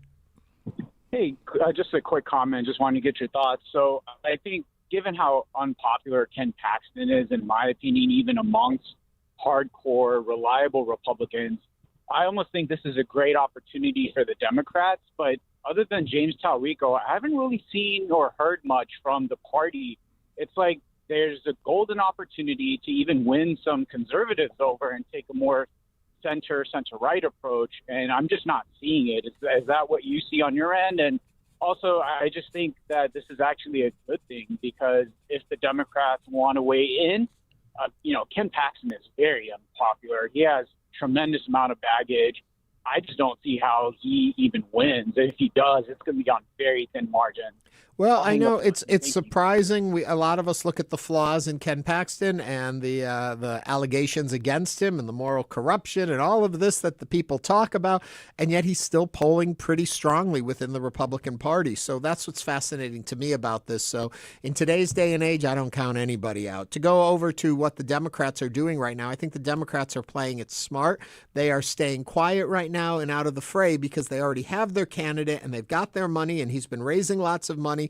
They don't need to get into it until they know, at least this is what I think, until they know who the candidate is they're fighting against. And I have a funny feeling it's going to come out strong and hard when it does. I also think that's the same reason why we really haven't seen Jasmine Crockett chime in on this race right now, because they don't need to right now. They're not having the fight. We've got the summer and the fall to see what the Democrats are going to do. On that note, I have to wrap. Thank you very much for calling in and sharing with us, John, and for all of you for sharing your points of view, and for Brandon Rottinghouse joining us. We're going to take a quick break, and when we come back, it's the book cycle. What's their big news they have for us? We'll find out right after this. This is Hello, Houston.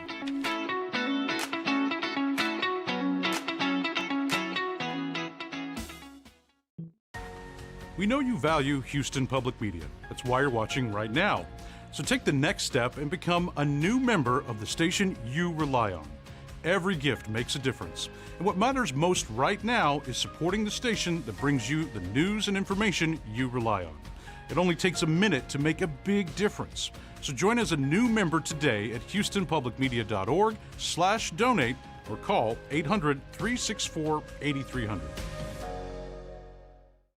Affordable, a growing number of Gen Zers are becoming homeowners.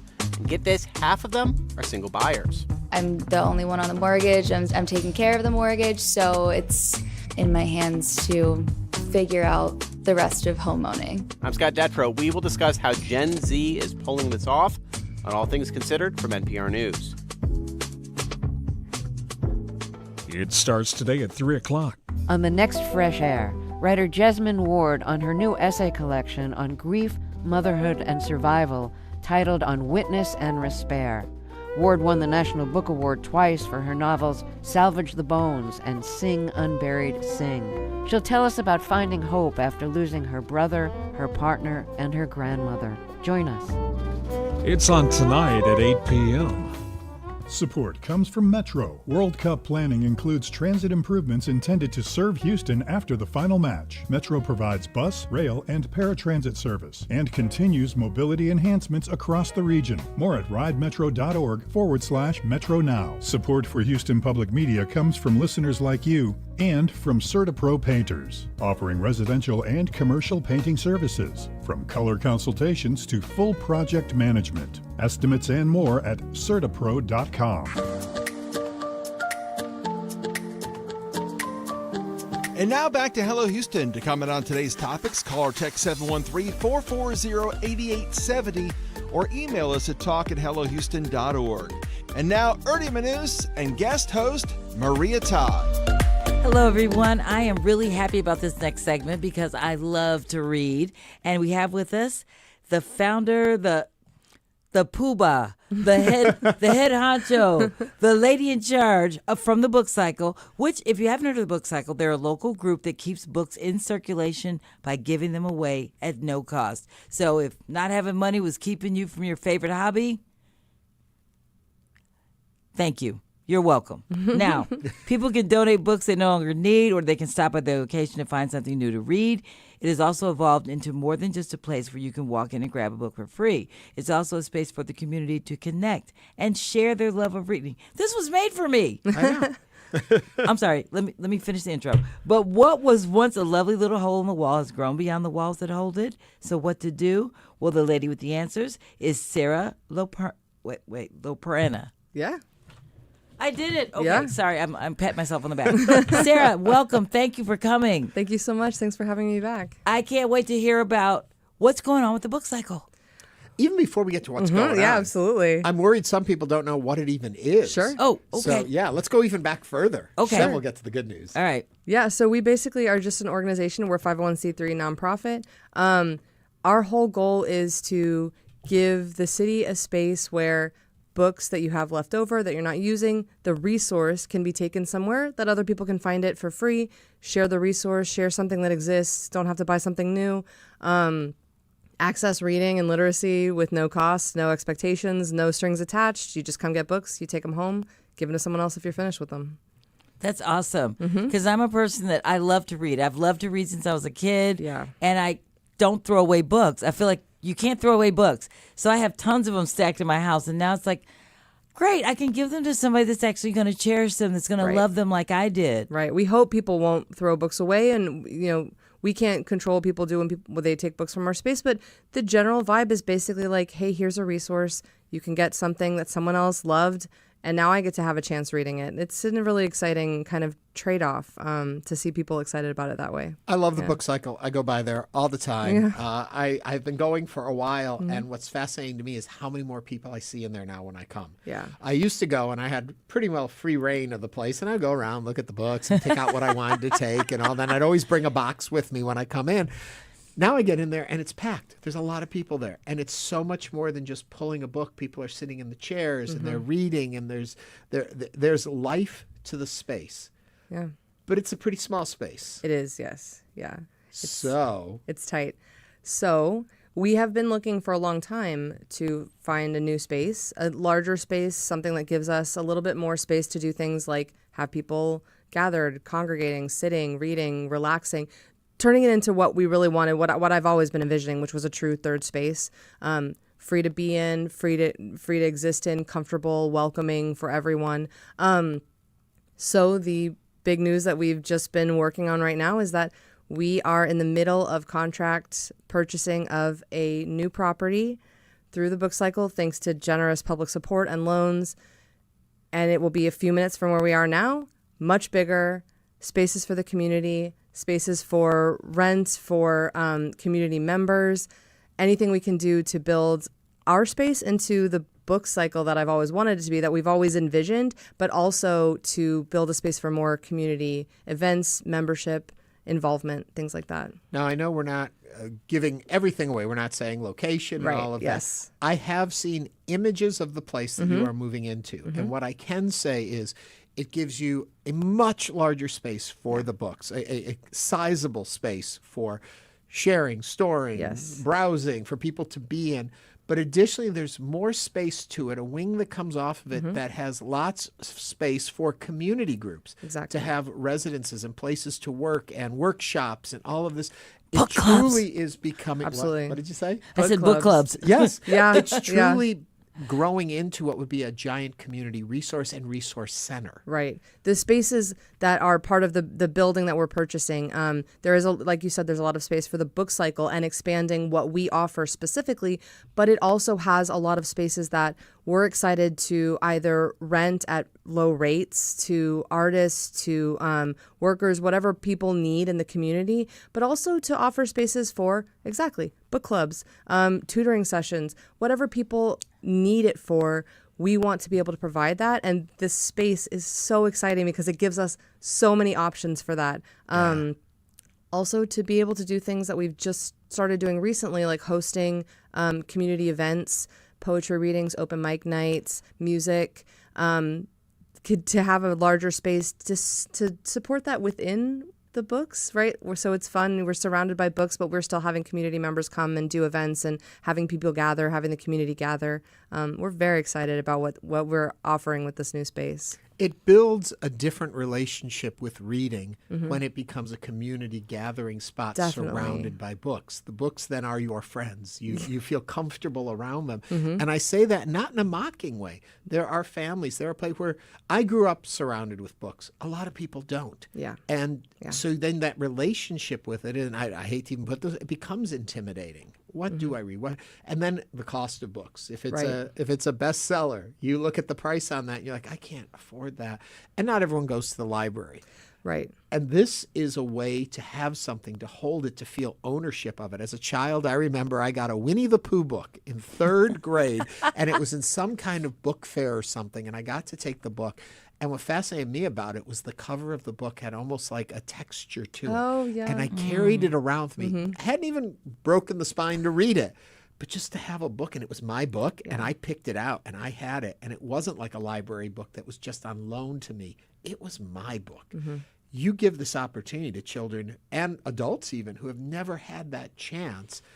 And we talk about the freeness of the books, that they are free. And we think, oh, come on, the book has to be free.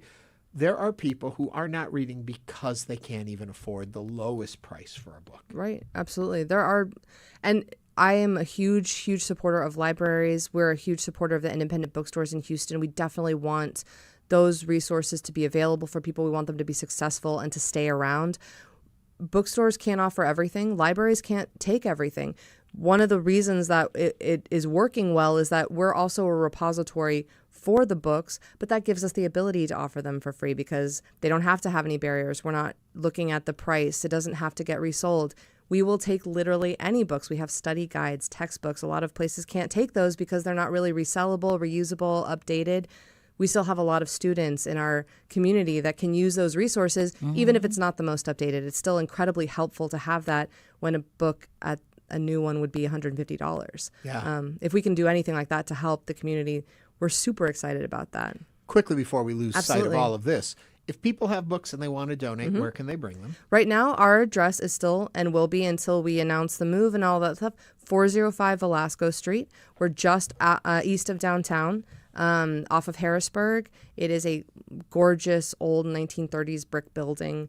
We are devastated to leave it and have had such an amazing space there. We're sad about that, but we are very excited about being able to offer more. One tricky thing about the book cycle is always the hours of operation. I know. It's going to get weirder. Yeah, let people know what currently your hours Sure, are. Absolutely. So we'll be open the last Saturday in May, but our normal hours for June and beyond, we're not sure. It's every Tuesday and Thursday from 9 to 3.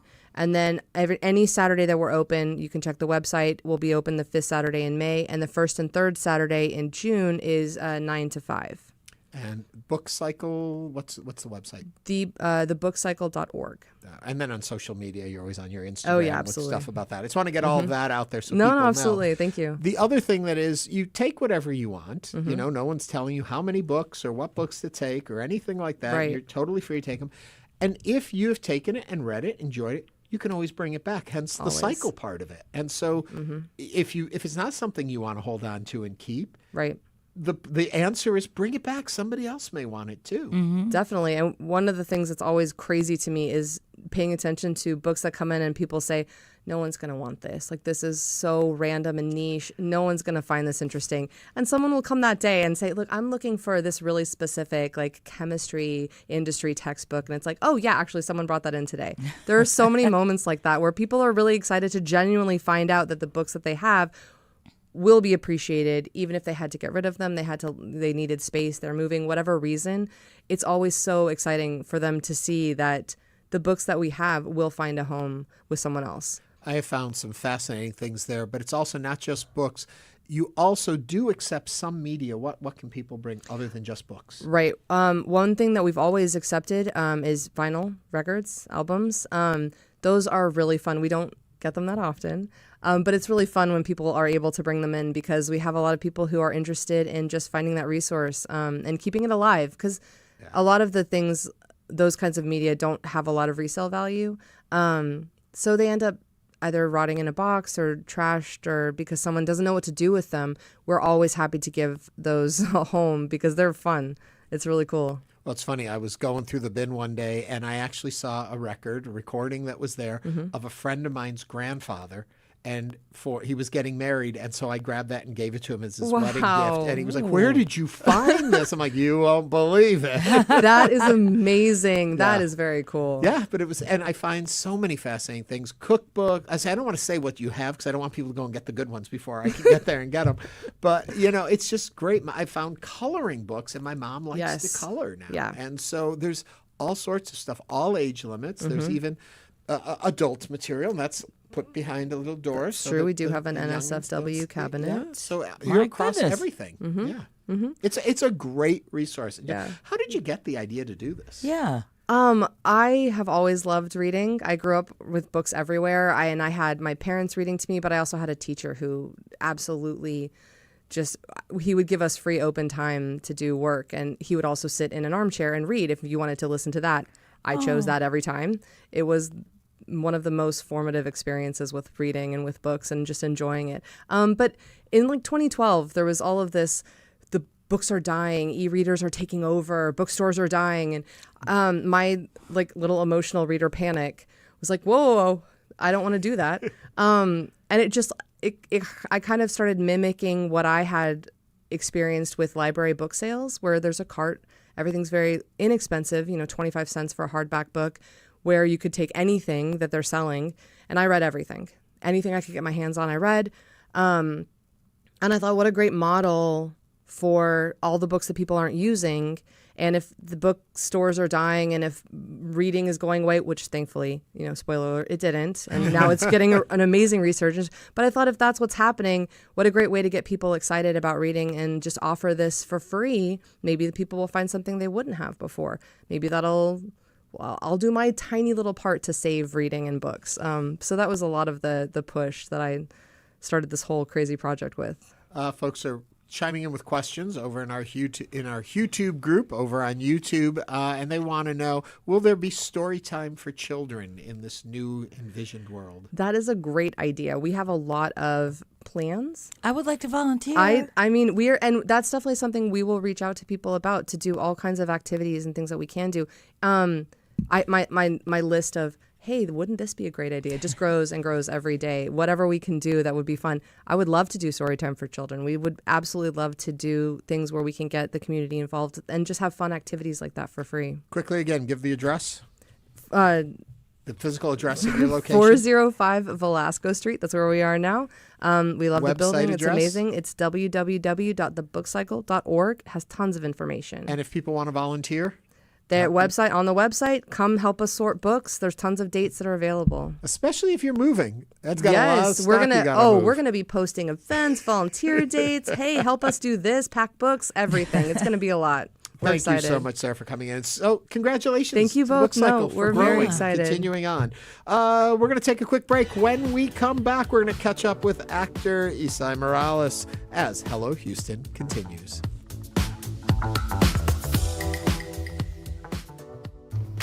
Houston matters. It's not just your car. It's the one that brought your kids home from school, took you cross country, held memories, laughter. even a few breakdowns. When it's time to let go, give your car a new purpose. Donate it and turn memories into meaningful support for this station. Plus, you'll enjoy free and easy pickup, potential tax benefits, and a simple donation process. Your gift supports the programs you and your family love. Donate today and help keep public media strong. Call or donate online.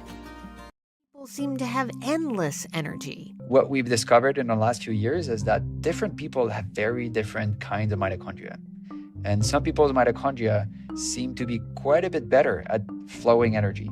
Living in the age of exhaustion and how to feel better. That's next time on the TED Radio Hour from NPR. You can hear the TED Radio Hour. It's on tonight at 10.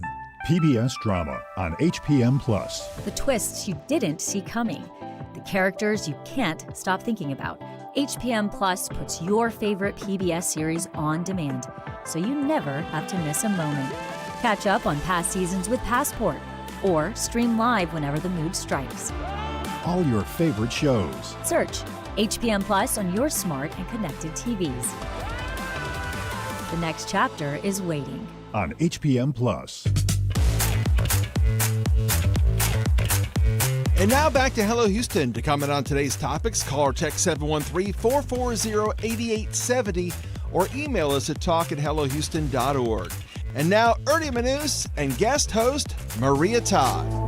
This weekend, Comicpalooza, the largest pop culture festival in Texas, will make its annual return to Houston and feature, as it does every year, a myriad of special programs, attractions, and, of course, appearances from celebrity guests representing various pop culture fandoms.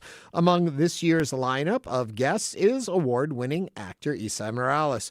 You may know him from roles in La Bamba, Netflix Ozark, or in the final two installments of the Mission Impossible film franchise.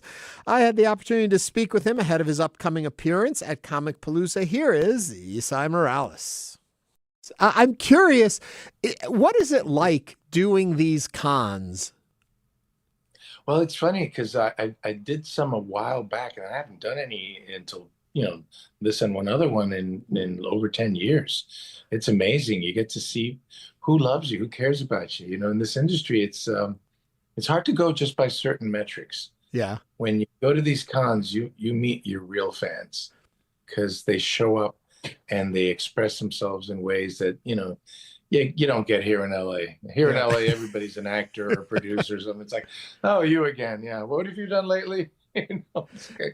But you go to these cons and it's like, I named my child after you. I'm like, oh my gosh, that's huge, or they show me beautiful, pieces of art or they got a tattoo with my quotes, not my first or my last, or, all kinds of fun stuff. And you realize that, you have an impact on folks and it keeps you humble and hoping that you never let them down. You mentioned that this is your first going out again in maybe almost 10 years of doing these. How have the fans changed? Are they coming for different works now, and does that surprise you? Well, I have to say Mission Impossible is such an incredibly loved franchise internationally that there's that, but then there are the folks that say, hey, where are your Bad Boys pictures? Or like they'll look for ones or they'll bring their own. I'm like, oh my gosh. I saw something that a gentleman did that was like huge poster of Bob on the bike in La Bamba. And I saw, and another one of Richie and I, like on the field when we were, hanging out playing, where I remember, when I go Richie and you kind of remember running up the hill. It's just so emotional for a lot of people, you know. Some people actually tear up, and then makes me want to tear up. I'm like, no, don't cry. Make me cry, You have an amazing body of work. I'm curious how many times they bring things to you that you've totally forgotten about. A few. I did a show called Caprica. We'll have some headshots from that, with the glasses, futuristic prequel to Battlestar Galactica, whose fandom is just epic and very well known. I do like things that I was like, how did you get that? How did you know? A lot of my urban fans, or they love Lulu in Paid in Full. which is like, a rapper's, it's like a ghetto gangster chronicle, Who else? I mean, I get people who saw Superfly, or they saw NYPD Blue, which was another, a very big show, and I play a good guy. So for me, it's wonderful. It's wonderful to see, because I actually like people. Yeah, I get energy from people. It's exhausting afterwards, but I'm not one of those folks who doesn't want to be like, hi, here, go away. No, that's not me. I'm a fan of people.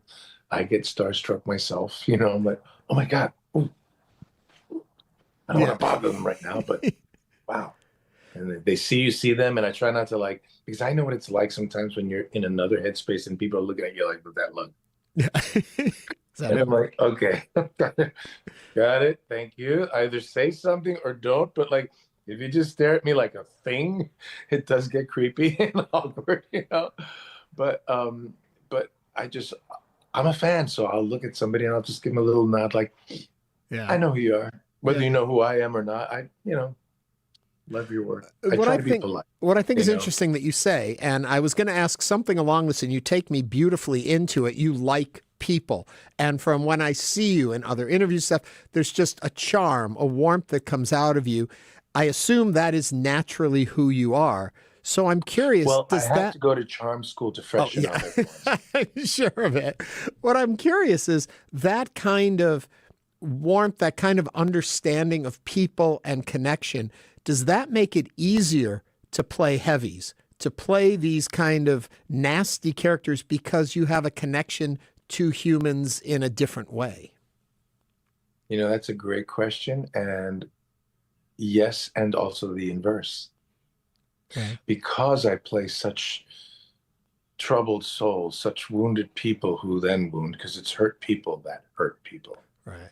Because I play these dark, lost souls sometimes, I need the goodness in life. I need to bathe myself in the reality that the world isn't as awful as it may seem for entertainment purposes. Mm-hmm.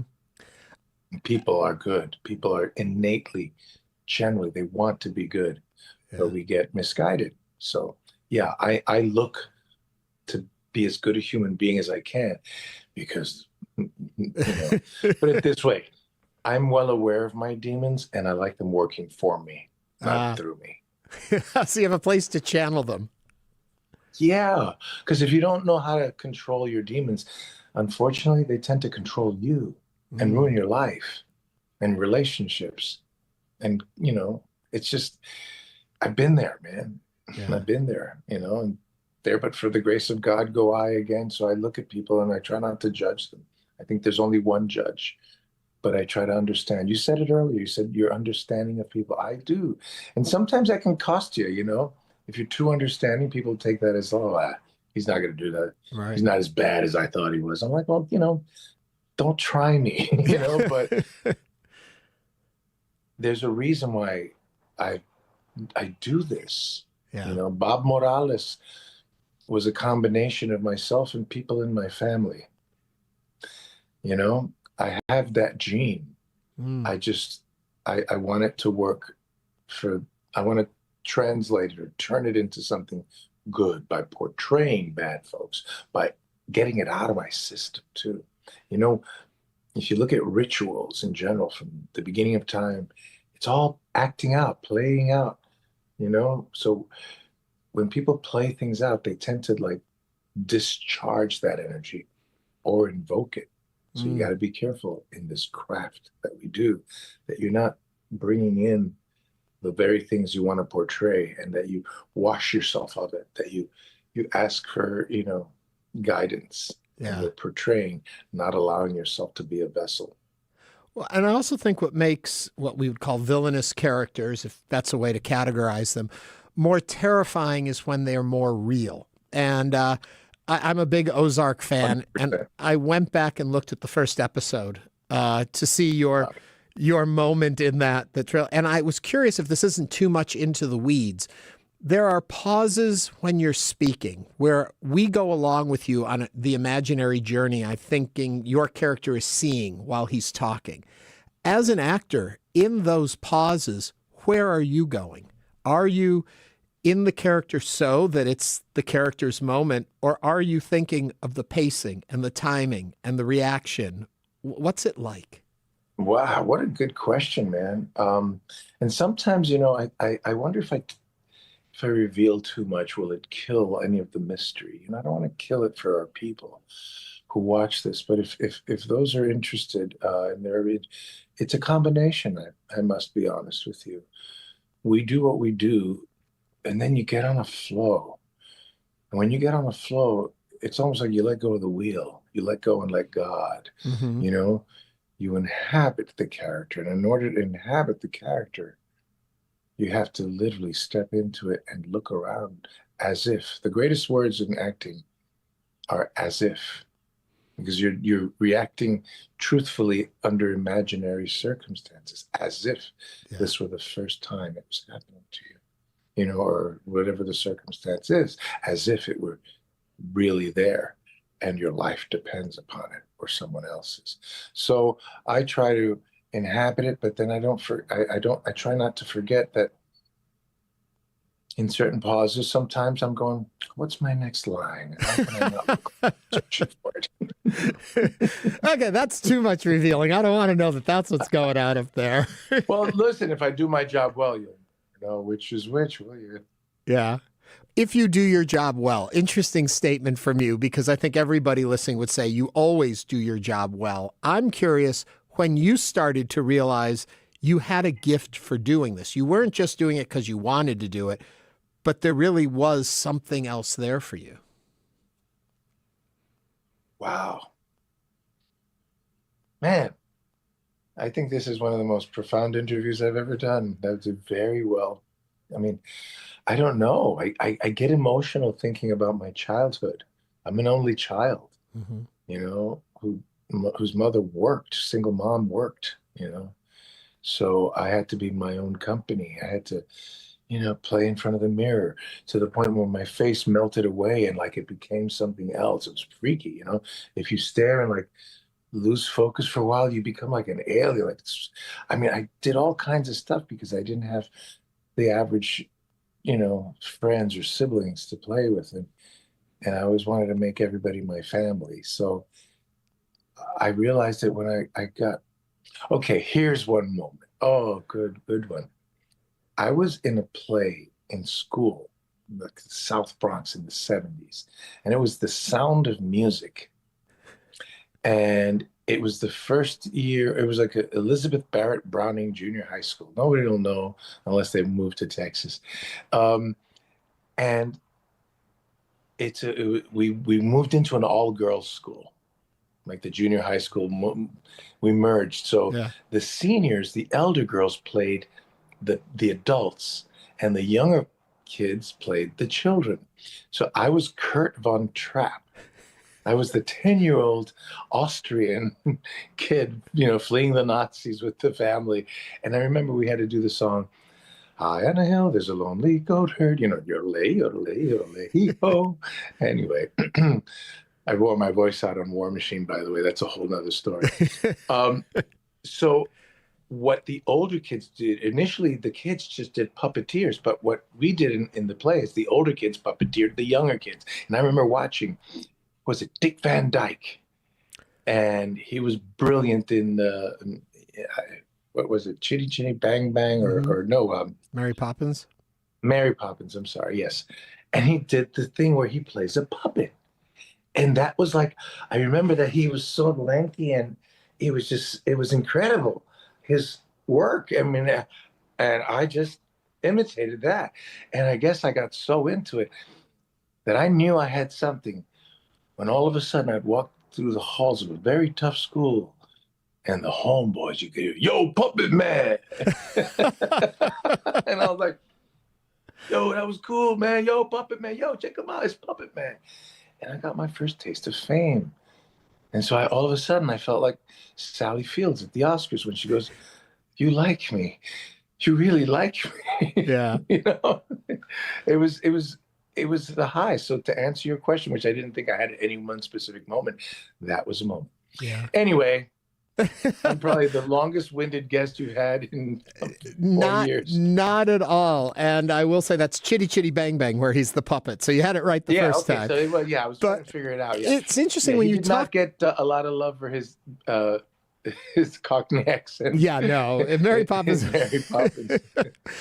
It's funny when you say that, though. I wonder when you look at the world today and you think about a moment like what you just shared with us, and you're talking about how that moment when people appreciated you for you.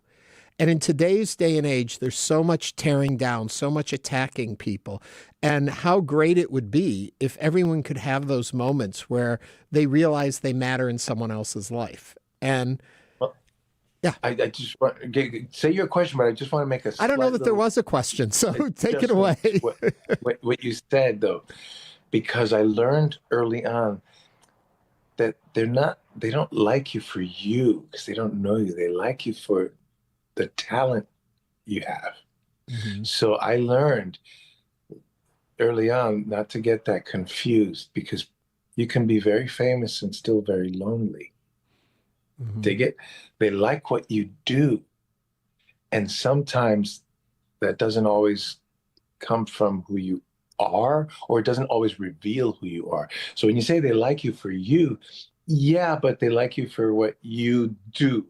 I'm sorry, I'm a bit of a stickler, so I just wanted to make that adjustment, because as a person in the public eye now for almost 50 years, wow, a lot of people think that when you become, famous, A, you get rich, B, you get automatically loved for who you are. And let me tell you, there's nothing, no, and some people are very, very, they're very protective. They're guarded of their private lives, because if you're always revealing yourself, which I feel like I risk, people might tend to think they know you. They got you all figured out. Oh yeah, I've seen it before. Oh yeah. And as much as I give of myself, you always have to say, hey, you do know me, but you don't know all of me. And if you keep talking like that, you're not going to know anymore. Yeah. Well, Esai, we're going to learn a little bit more about you, hopefully, when you're here for Comicpalooza this weekend. Thank you so much for chatting with us. I'm sorry we're out of time, because I'd love to talk to you all day. Thank you, Ernie. Likewise, man. You're brilliant. Thank you. Thank you.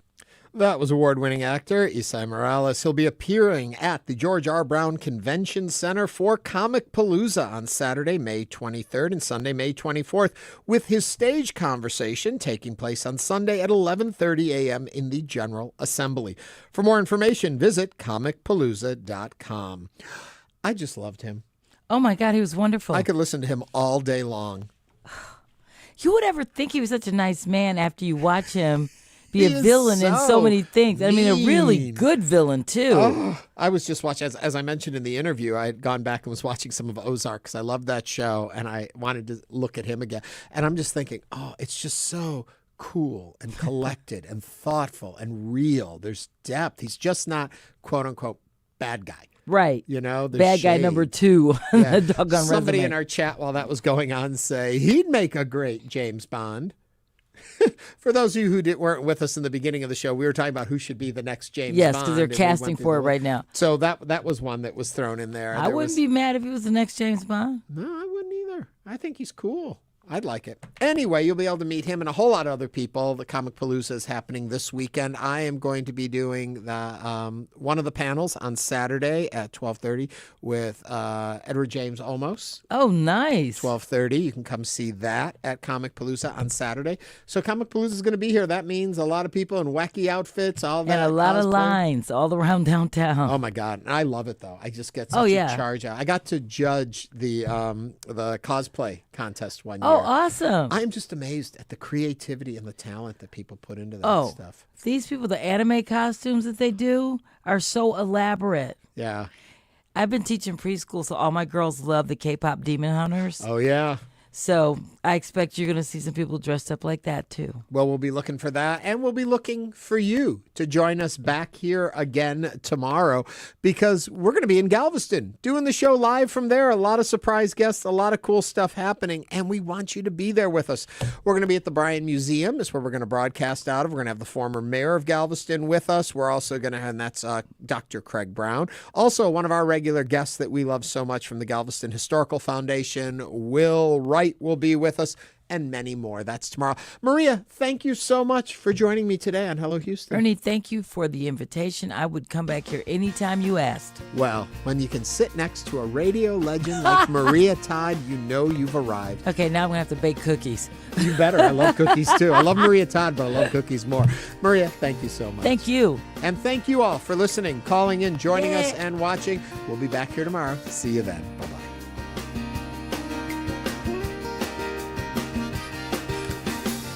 Thanks for listening to Hello Houston. Join us every Monday through Friday from 11 a.m. to 1 p.m. to talk all things Houston. The Hello Houston production team includes Garrett Bowman, William Menjivar, Jen Altide, Todd Holslander, and Jim Kovacic. For the latest in local news, subscribe to the Hello Houston daily newsletter at HoustonPublicMedia.org. Hello Houston is a production of Houston Public Media. The opinions expressed by the guests of this program are solely their own and do not represent the views of management, staff, or underwriters of Houston Public Media. This is News 88.7.